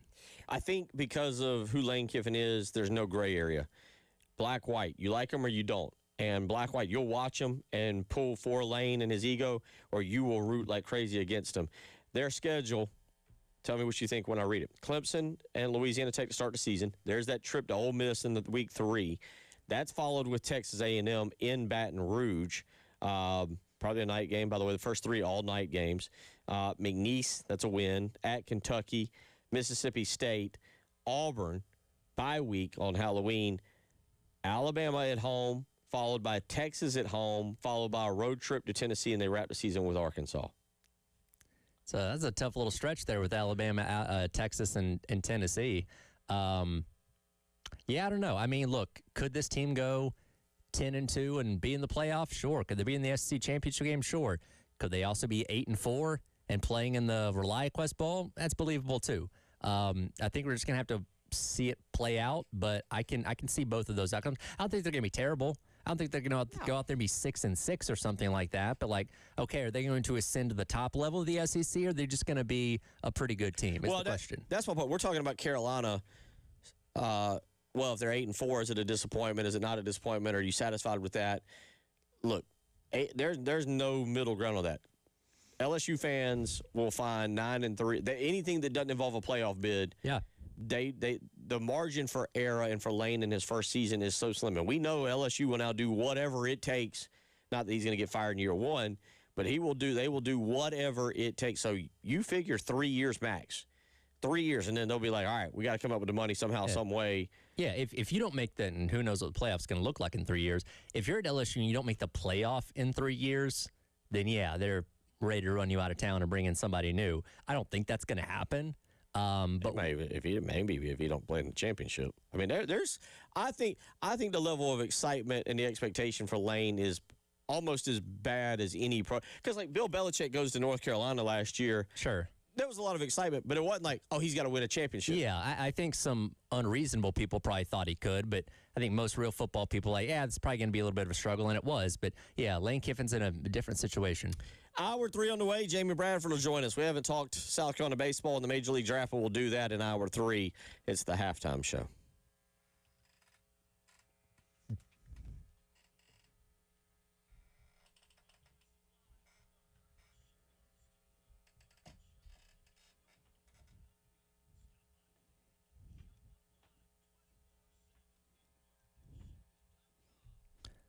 Tyler right here for our friends over at Canty Foundation Specialist. I looked outside earlier. It is currently raining. It's rained a lot over the past couple days. And if you have an open crawl space under your home and have experienced some rain, well, guess what? You might have some standing water under there. Standing water in your crawl space is not good. It can lead to things like mold and mildew, can even affect the air that you breathe in your home, because about half the air in your home does come through your crawl space. That's where our friends over at Canty Foundation Specialist come in. Go online to Canty Can Fix It to schedule your appointment today. They'll send a professional to your home to evaluate your foundation issues, get them fixed so your family can live worry-free going forward. Do not hesitate. Those foundation and crawl space issues will only get worse. Head on over to CantyCanFixIt.com. Let our friends over at Canty Foundation Specialist help you out with your home's crawl space needs.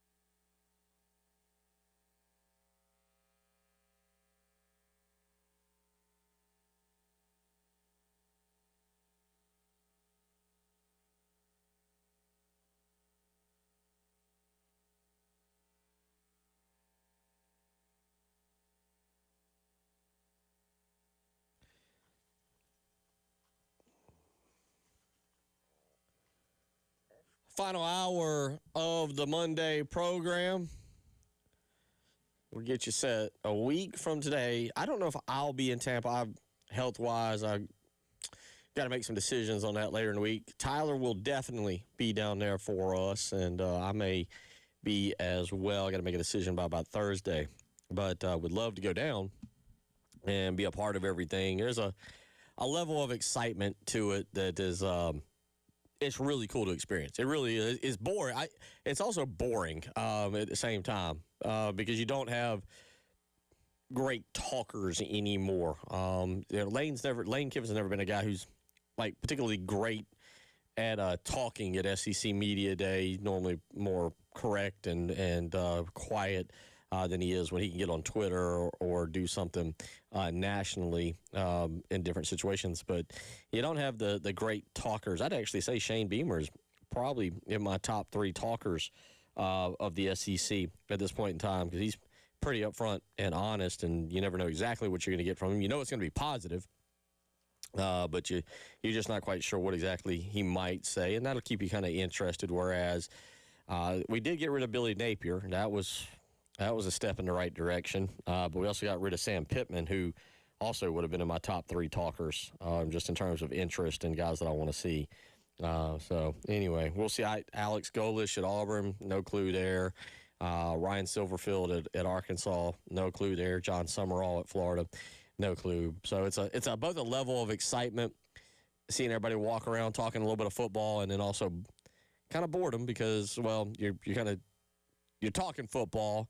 You want to see some pads bang, and you want to see some games, and you want to have the crowd. You want to get all into all that, but you know that you're still about 5 to 6 weeks away. So it works both ways when you go to SEC Media Day because you're in the environment. You're talking to players. You're talking to coaches. You're talking with other media members.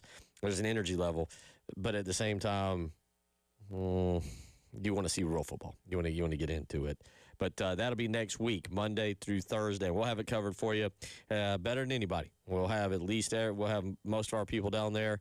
Again, Tyler will definitely be there from our show. I may be there. I've got to make some decisions as to how healthy I am and if I think I can do 4 or 5 days away from home and be okay. So we'll figure that out. I'll figure that out, and we'll roll from there. And then, as I said, my guess, based on previous history, is 2 weeks from Thursday, the 30th, is when we'll get Birdies with Beamer, which is Shane's local media outing where we go play golf. We here at 107.5 The Game do our shows from Cobblestone. We get some assistants on. Coach Beamer has a press conference late in the afternoon. First press conference that will actually this will be the first trip. Oh no, what is it? I don't know. Had 20 years, someone that any coach has made without Steve Fink.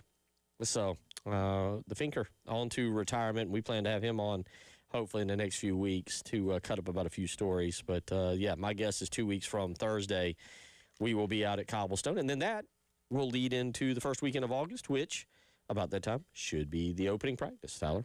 Yeah, I think was it August 7th, I think we determined, that Friday? No, I'm going to go August 1 or 2. Okay. Now, because the season does start later this year. And I think there's a limit on practices. I want to say, or maybe that's in the new rule. I can't remember if it's the new rule or the current rule, 25 or 28. I don't remember how that's been addressed.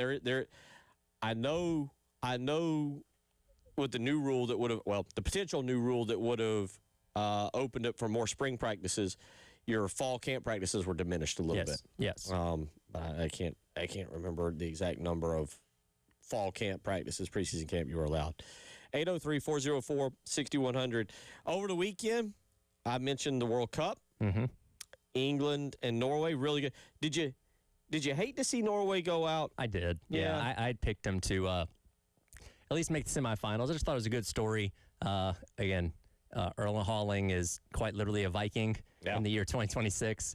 The row the boat thing was cool. I don't know. It's just they're not. I don't know. When you have a player that's good, that's that good, you're not the scrappy underdog. But considering what Norway had accomplished in this tournament years past, like they were swimming with the sharks they've never swam with before. So I thought it would have been cool to see them advance through. They didn't. We still got four really good teams left standing to determine who's going to win this whole thing.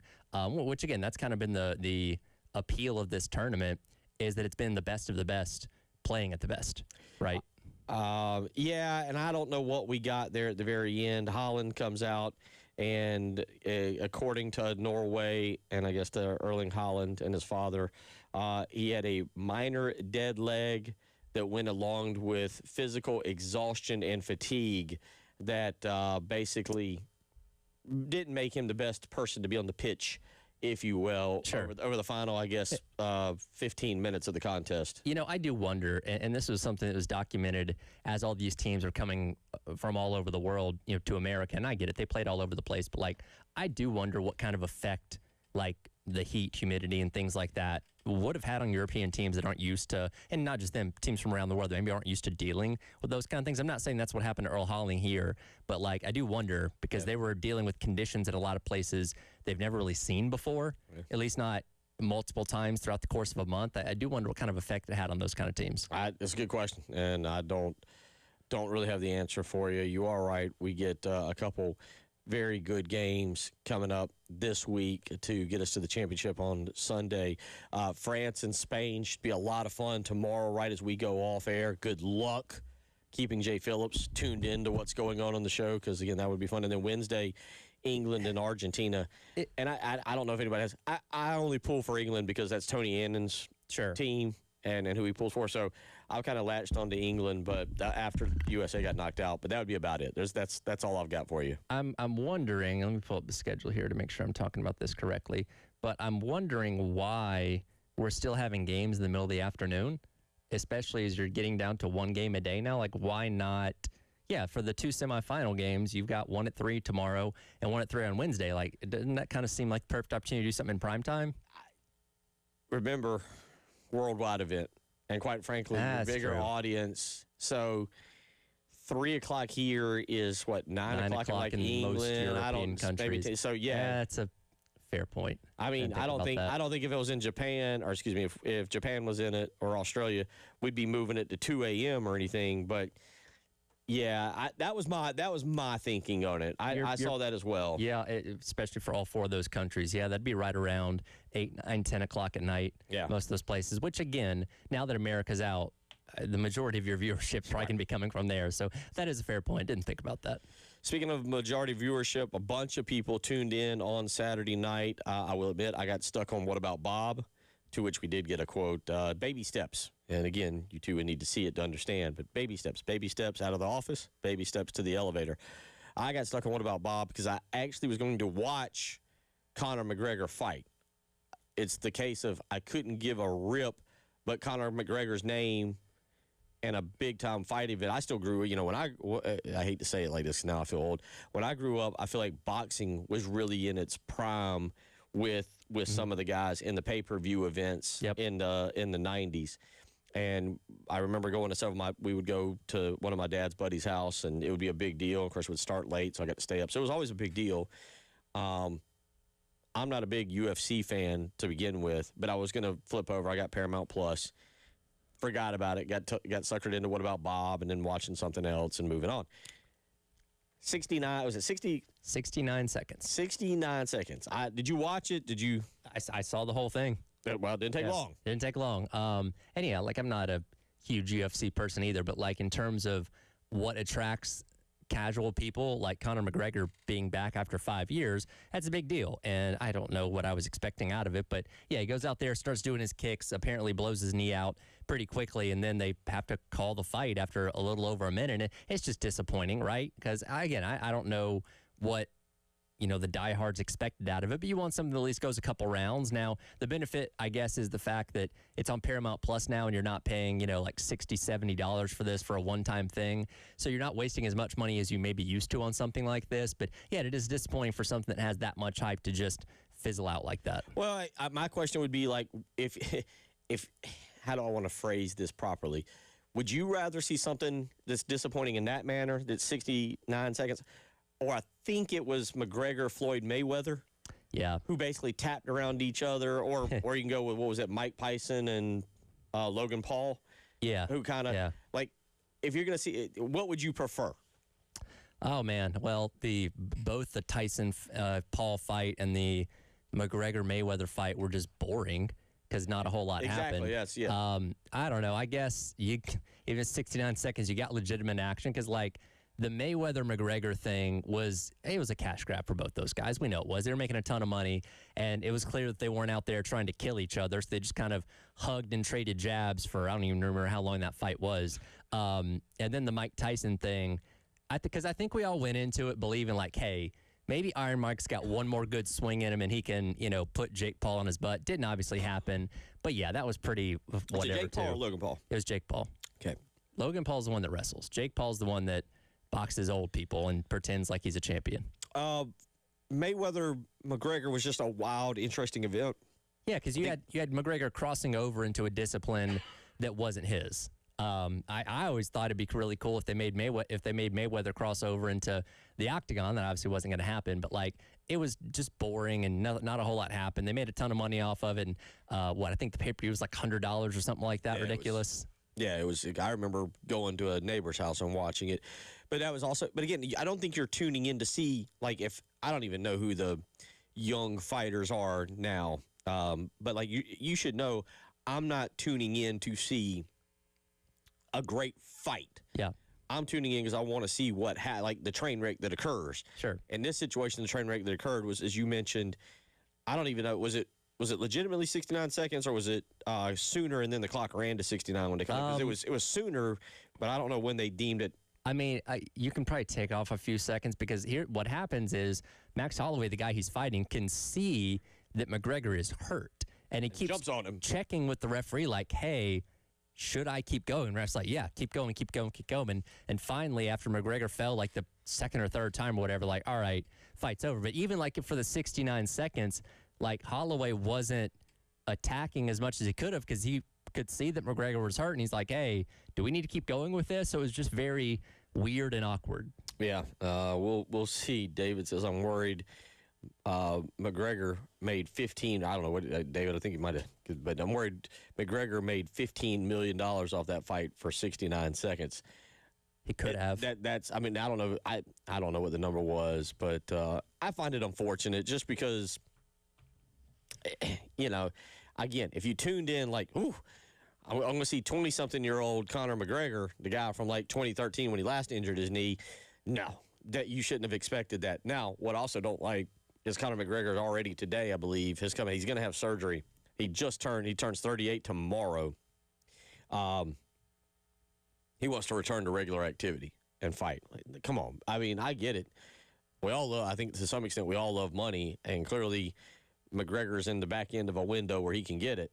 But nah, man, just chill out and let's call it a day because otherwise now it's just a spectacle. You're just trotting out there to make money, and we should all know it. But here's the thing. He knows if he continues to trot out there, say it's in another couple of years after he recovers or whatever, people will pay for it. Oh, yeah. Yeah, because he's a attraction.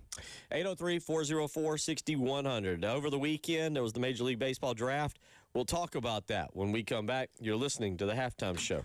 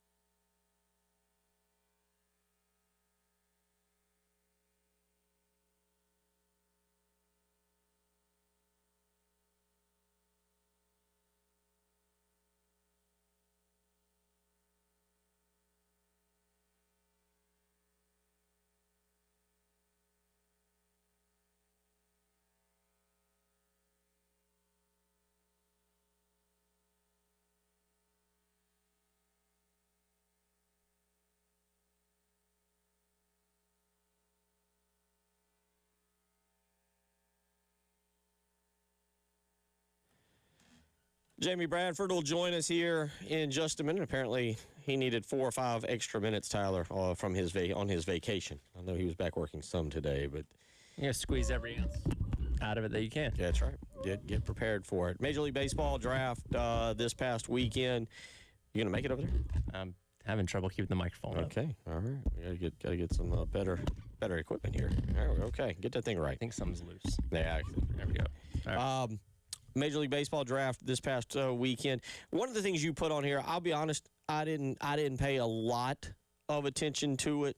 I knew we were talking with Jamie today, and quite frankly, it's a new setup with the draft, Sure. and so that changes some things, both where kids are drafted, financially. There's a lot of change. We'll talk with Jamie in just a second about that. You put on there the draft was not good. Yeah, it was kind of clunky. So they had it set up where the first 10 picks on Saturday were on NBC and Peacock. And then the picks after that, I think to 40, moved to like MLB Network. And then the rest of the weekend was on MLB.com. Gotcha. Rob Manfred mispronounced the first overall pick's name in the third round because, MLB.com or whatever was doing the rest of the coverage. The construction crew was tearing down the stage in the background, and it sounded really loud. None of the players were there, so even like when you announce someone, you didn't have somebody, and this doesn't happen as much with Major League Baseball, but like you didn't have people there to like go on stage or people to interview and things like that, and it just was, I don't know what Major League Baseball is trying to make the draft into. It's never going to be like the NFL, the NBA, or anything like that, because it's, for one, it's a draft where the majority of people don't know most of these guys. A lot of these guys, college players or guys in high school that you've never seen before, and you're not going to see them likely for a couple years, depending on how long it takes them to go through the minors. If they even decide to come, because some of these guys we'll talk about in a moment, do have the option to come back to college or continue their college careers, depending on where they get drafted. So I don't know if they're trying to make it into a thing where it's going to be like rival or try to rival these other drafts, but this weekend was just kind of a mess, and they kind of got criticized pretty heavily for it. Strong back off of vacation, although he needed a few extra minutes right before he came on with us. Jamie Bradford joins us off a nice 2-week. Now, Jamie, Dave Adair says he went to Cabo. What incredibly enticing, elegant, exotic city did you, the young ladies, and the wife travel to? Maggie Valley. Beautiful. Okay. Maggie Valley, North Carolina. One of my favorite places on earth. Yeah, my family's got a house up there, so we go up there a lot, and we did, and didn't want to come back, but here we are. You lured me back in. Way to go, man. Well, did you pay attention to overall big picture of the Major League Baseball draft? Did you watch much of it, pay attention to it? I know you were keeping up from a South Carolina standpoint, but from a big picture teams, Braves, Dodgers, Mariners, so forth, so on, other college. Did you pay a lot of attention to it, or you were like, I got 2 more days of vacation, 3 more days, I'll get to it when I get to it? Well, no, we got back last weekend. I was here all week. I've been working now. I just haven't been. You haven't seen my face on the air, but we've got a bunch of stuff going on. So yeah, of course I paid attention to it. Obviously. And how it would impact South Carolina. Look, here's the thing. They got work to do, but I'm just happy it was on NBC on a Saturday afternoon. I mean, when my best buddies were getting drafted back in 2008, I remember, we were sitting around Mike Sisko's house waiting on the phone to ring. I mean, there was no way to follow it. And, that was 18 years ago. It's not that long ago. So, Major League Baseball has had a marketing issue for a long, long time. I mean, it's just they've struggled, and now they at least got a part of their draft on TV, on NBC on a Saturday afternoon. So I think they continue to make steps in the right direction. And, as they grow this thing and learn more about how they want to do it, I personally think it'll get better and better. Big picture, just grade how the draft went for South Carolina. We'll get to specific players in just a minute, but coming out of it, we still have a lot of things to learn. I guess we're waiting on a few different players here or there. How on Sunday evening did you feel about South Carolina? What grade would you assign? Did they do really well, get an A? Man, we lost some guys, and that's probably an F. Like, how did Jamie Bradford grade it? It's probably an A. I mean, I think, that could go maybe down a little bit. I'm anticipating a couple of guys that went to sign But overall, I mean, you know, we've kind of known around here for a while South Carolina had a really good chance to hang on to Alain Gomez-Gudinho. My intel on that for months has been really, really good, and they did. And then, you know, offense was just an enormous issue for South Carolina in the last 2 years. Well, he's coming. They avoided the draft with Costello, and they avoided the draft with Schaus. That's a big deal. And you know, that could be the middle of their lineup next season, and all three of them had a chance to go. But they'll be here for the Gamecocks, and so I think overall they did really, really well with it. In terms of the guys that are likely to go ahead and head to the pros, again, we won't get to see these guys feature as prominently because they'll be going through the minors and stuff like that. But who do you think has the best opportunity to go in and be successful in a major league career? Well, I'll tell you what, man. You know, I don't know. Ethan Sutton hasn't signed. I mean, unless he's signed like in the last half hour, 45 minutes, and I haven't seen it. The transfer from South Florida, who started his career at Georgia, he's got a chance. I mean, he's really good. And you know, guys like Amp Phillips, you just don't know. You know, you just don't know. We're in a kind of a strange age of baseball. You know, where especially with arms, right, where they're drafting on velocity and spin rate and this, that, and the other. And, of course, Amp has those things. But you know, so we'll kind of see with him. I think the kid that another kid that they were hoping to get, the Hugas kid, Miguel Hugas, the transfer from Mercer, you know, he's got a chance as well, certainly. Pitzer, Whalen, the kid from Minnesota. I don't expect any of these guys to be at South Carolina, to be honest with you. But, you know, I don't want to go that far with some of them, but I certainly think Sutton, he's got the intangibles to get there. Real quick, let's go back to Schaus for just a second. I'm asking, I don't know, are you basing him coming to school off of the tweet from, I think, was it the director of scouting for the Mariners, or within, I guess, the last 24 hours, maybe less? Have we heard something more definitive on Schaus in Instagram, Twitter, TikTok, whatever other social media outlets are out there? No, I haven't seen anything publicly. I mean, certainly Scott Hunter's comments are pretty revealing, but also, I mean, South Carolina felt really good when they received his commitment. It's kind of a similar situation to what the previous staff did with Alain Gomez-Gudinho. They just look, man.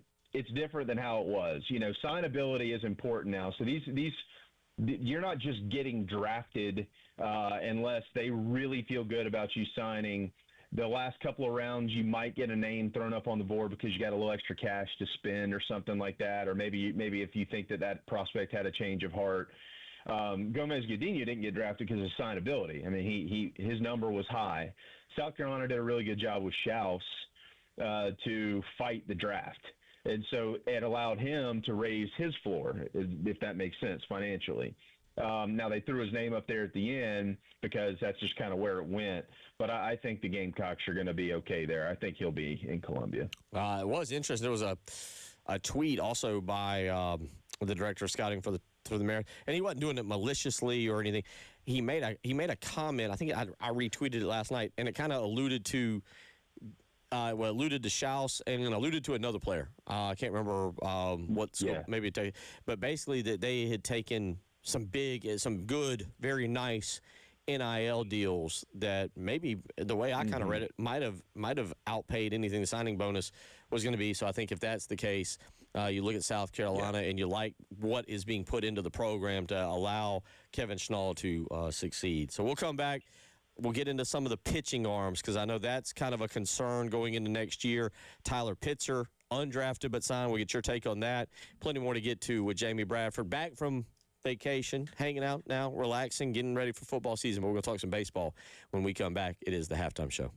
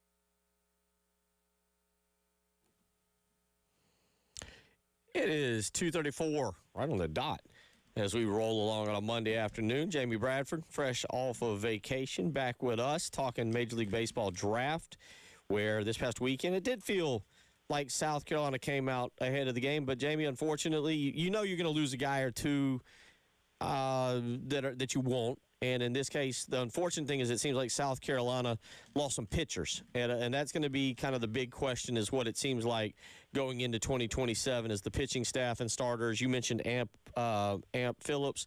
Obviously, also Tyler Pitzer coming back from Mississippi State, but he signs an undrafted free agent deal. And then you mentioned 3 others. I'll kind of let you define who were the big losses, your thoughts on Pitzer, and right now you look ahead to that rotation in 2027 and how you see it right now, a lot of time, how you see it shaking out.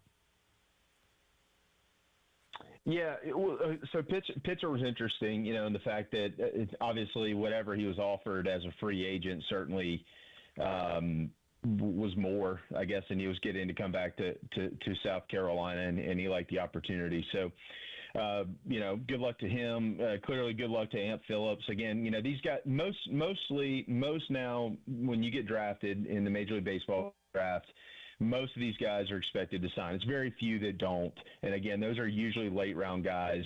So Amp going in the 14th round, obviously that's a deal that was just a better deal for him to take and move on. I think that's the biggest loss for South Carolina, because they lose a guy who was, had a prominent role in the rotation all year long, and he's got a tie to the program and just kind of, what it's like to be a Gamecock around here. I mean, they need some of those guys in the locker room, but Brandon Stone's coming back. So obviously he'll provide that, and Parker Marlatt and things of that nature. It's really hard to get a grip on what a starting rotation will look like. I think South Carolina's still going to probably sign 3 more arms before this thing's all said and done, if not maybe 4. But they obviously have guys that they like that are coming in addition to the fact that Brandon Stone is returning. And I think Brandon Stone is a guy that you're going to want to keep as close of an eye on as anybody that's coming out of the portal. I mean, again, simply because he has been in this uniform and he knows what it's like to pitch in this league. Obviously, him and Matt Williams have a relationship, so they're going to be, that's going to, a decent relationship. It's getting better, so that's going to be fine. But you look at some guys that might kind of pop out of the blue, aside from Carbone, the kid coming in from Coastal, who's kind of rehabbing an injury. Obviously, Luke Jones, he's certainly going to be in the mix, another Coastal transfer. But you look at Hayden Johnson, for instance. Hayden Johnson transferring in from Coastal Carolina. I think he might have been a guy you would have slid maybe down a couple behind some of these names. You're going to slide him back up as it stands today. Jordan Stevens are going to give him a chance to start. He throws really hard out of Georgia. His problem is throwing strikes, and that's been a problem for South Carolina. Carter Harrington's coming up here from the College of Charleston. Carter Harrington's a local kid from Columbia. He's going to get a chance. I mean, he started all year long for Chad Holbrook. So they're going to have names, and there's going to be others that pop up. You're probably going to see a lot of dudes who really get that chance to go out there and prove themselves. And we'll kind of see what happens. It's just really hard to put a finger on it right now, because there's a lot of guys that they signed out of the transfer portal that do this well or do that well, but their weaknesses are things that are strengths of South Carolina, of South Carolina, and how they'll kind of redevelop. Matt Williams, like, his strength might be helping the weakness of this young man. Does that make sense? So we have to see how far or how much they can develop in the fall before we can kind of really get a feel for what some of this is going to look like. I want to go back to somebody you mentioned in the last segment there, and that's Elaine Gomez Godinho coming in, who didn't get drafted, or the weekend at least didn't get his name called, high. So he was going to commit to come to South Carolina next year, and obviously, come here as a catcher, one of the more highly touted ones out of this class. When you look at him and his ability, again, when he's a high school guy, so we don't really get to see a whole lot of him outside of highlights, but you look at what his abilities are in high school or have been in high school, and going into a room with a guy like Bryce Stepp coming over with Schnall from Coastal Carolina and a very talented added Andrew Costello coming over from Wake Forest. What can we expect out of Gomez Gudinho quickly at Carolina?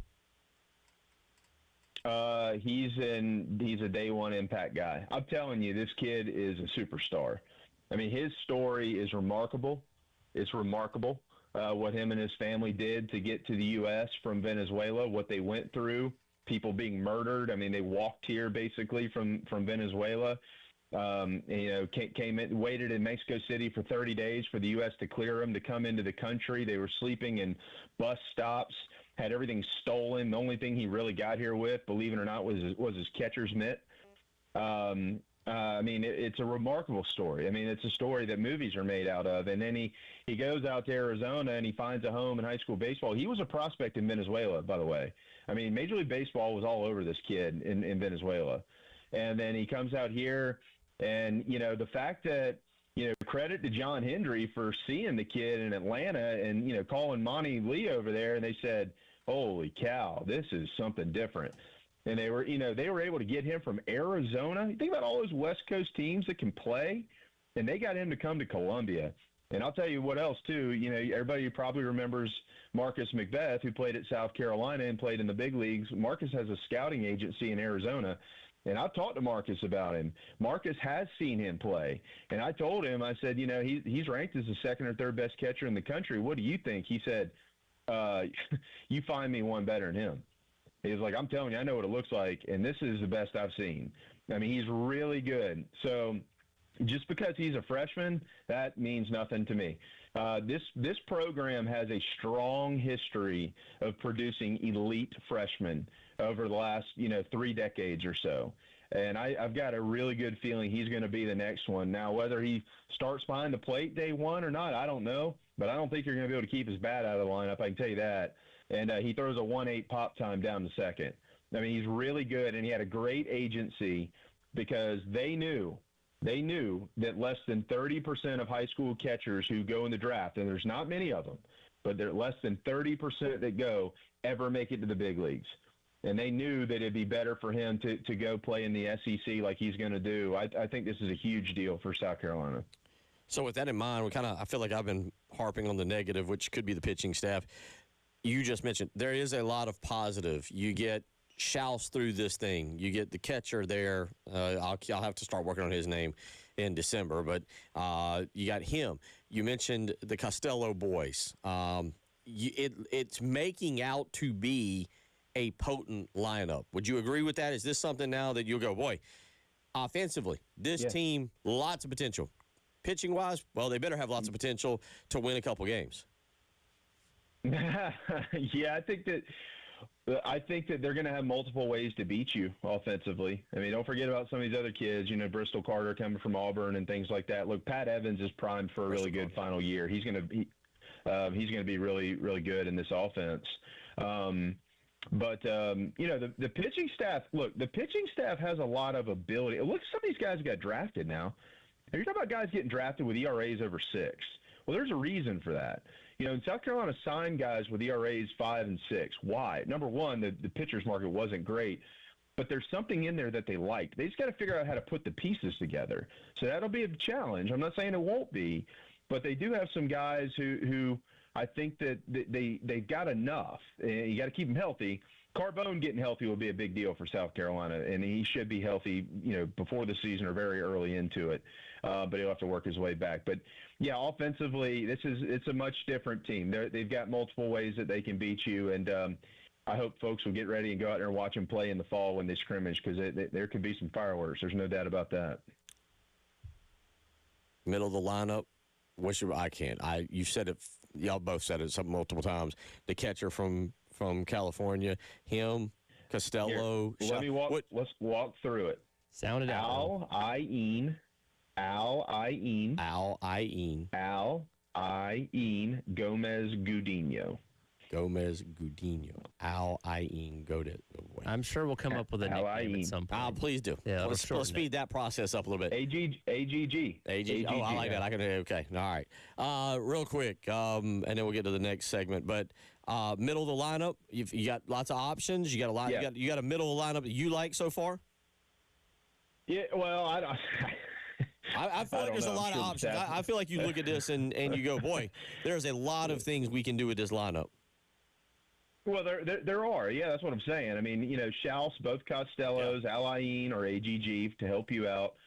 Don't forget about Evan Batone, the kid from Marshall, outfielder, really good player.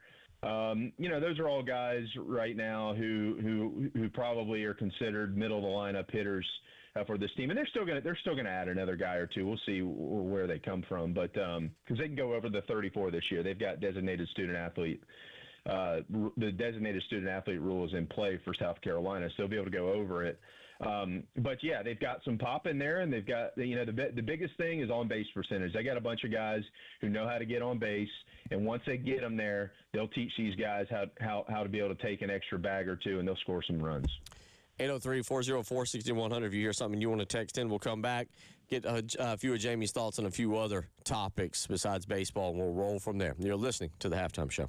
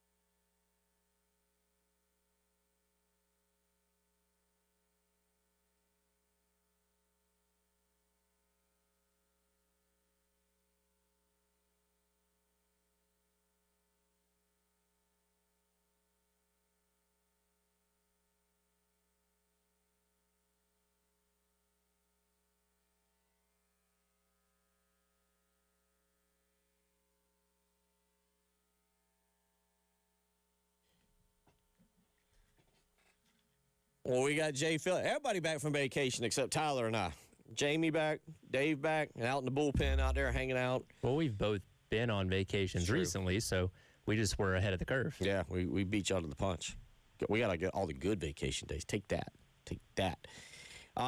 Jamie, hey, welcome back. I know I asked Tyler at the very start of the show, what do you consider the official start of football season? Are you a guy kind of like me who's like, SEC Media Day, we're in it now. We're talking football. We're listening to players. Coaches are talking.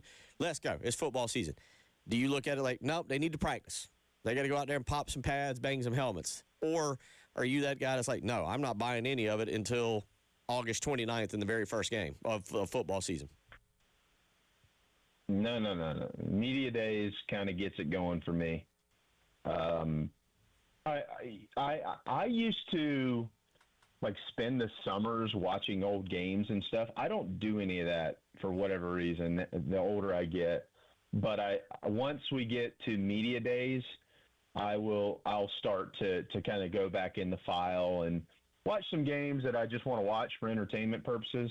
And then also watch some games because of our jobs. You know, there's things I want to go back and like look at from last year, the year before. But I give it until SEC Media Days, so I'm not worn out by the time we get to football season. Because Tyler, you know, Bill, you know, y'all been doing this forever. I've been doing it now over a decade. You can wear yourself out before the season even kicks off if you're not careful. So I try to be a little bit tempered, but I kind of let it go on SEC Media Days. Okay, all right. Well, that's what I'm saying. I don't know what we choose, but if that's it, even though ACC, you've already had Big 12, ACC Media Day is starting Wednesday through Friday. SEC is obviously Monday through Thursday, and it just does mean more. Yeah. We'll see how it pertains to that. Jamie, there is an article out on ESPN.com ranking the top 10 coaches in the country. I'm going to just start with this: college football coaches. If I'm putting you on the spot, quick off the cuff, top 3 coaches in your opinion. Just who would Jamie Bradford's top 3 coaches be? I would have Kirby at number 1. That's what I had. I would have. I think I'd have Curt Cignetti at number 2. That's what I had. And I think 3 is kind of a tall. I'm going to go with Ryan Day at 3. Oh, see, I've had him at 5. I'm going to go with Ryan Day. I had him at 5. Fair enough. I had Marcus Freeman up there and Dan Lanning in there, and then I had. Would you put allegiances aside for a second? Is Dabo Swinney a top 10 coach in college football? I promise we won't post this on the podcast. I don't know. I don't know that he is anymore. But that's not because I don't think he can coach. I just think that coaching involves more than just coaching, and I just think that he was so slow to adapt to where it was going. I know he didn't want to, but that kind of affects that, right? I mean, we're encompassing everything into this, aren't we? Yeah, no, there's no. It's still talking season. It's list season. There's no wrong answer on this. But ESPN does not have him on there. I got to admit, I had him at I would think at 8 or 9. I do still think that he is one of the top 10 coaches. But yeah, look, I don't think people realize, not to go too far down this rabbit hole, the amount of talent that Clemson brought in over a 4 to 5 year span. I think that people just act like, oh, that happens. No. That it doesn't happen like that. And not only that, but Clemson didn't just bring in talent. They brought in like good kids that you didn't stay up all night worrying about doing something stupid. Then you started getting some, and then things changed a little bit. But that I don't think people understand that. He doesn't have that level of talent right now that's starting to show. I agree with that, you know, and again, this is all encompassing. So, you know, but you say that, and this is the first year. I don't even know, guys. How long has it been since we've gone into a season not knowing who Clemson's quarterback was? I mean, it's been forever. A while, that's and for sure. It's been a long time. I mean, probably a couple of decades, honestly, if you really truly think about it. So, I mean, I'm talking like Yeah, like it's got to be a couple of decades. I mean, even back before they really made their run, before Taj Boyd, you had Parker Kidd. I mean, you kind of knew who was. We just don't really know what's going on up there. I guess Vizina is going to be the guy, but we hadn't heard anything about him. So I'll tell you this, though. I don't know about this year, maybe, who knows. But in the next couple of years, I think Matt Campbell is something to keep an eye on, right? Look what he did at Iowa State, and now he's at Penn State with buku's more money and resources. I've always liked that guy. I just think that could be a huge, huge deal down the road. I agree. Jamie, always appreciate it, buddy. Welcome back. Well, I appreciate it. I've got all kinds of Carolina football notes.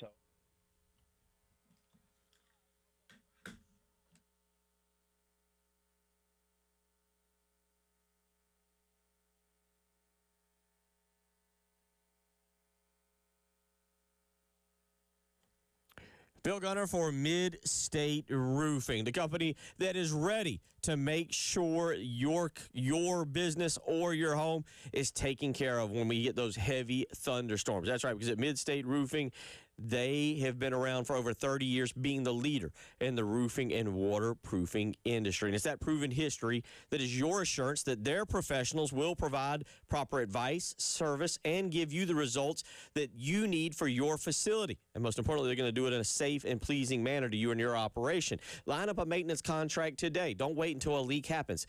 803-356-1919. Mid-State Roofing designs and installs bonded systems with a protective guarantee that keeps your operation dry and running. That's important, keeping dry and running. You want that with your business. So call today. Line up that maintenance contract. 803-356-1919. That's Mid-State Roofing.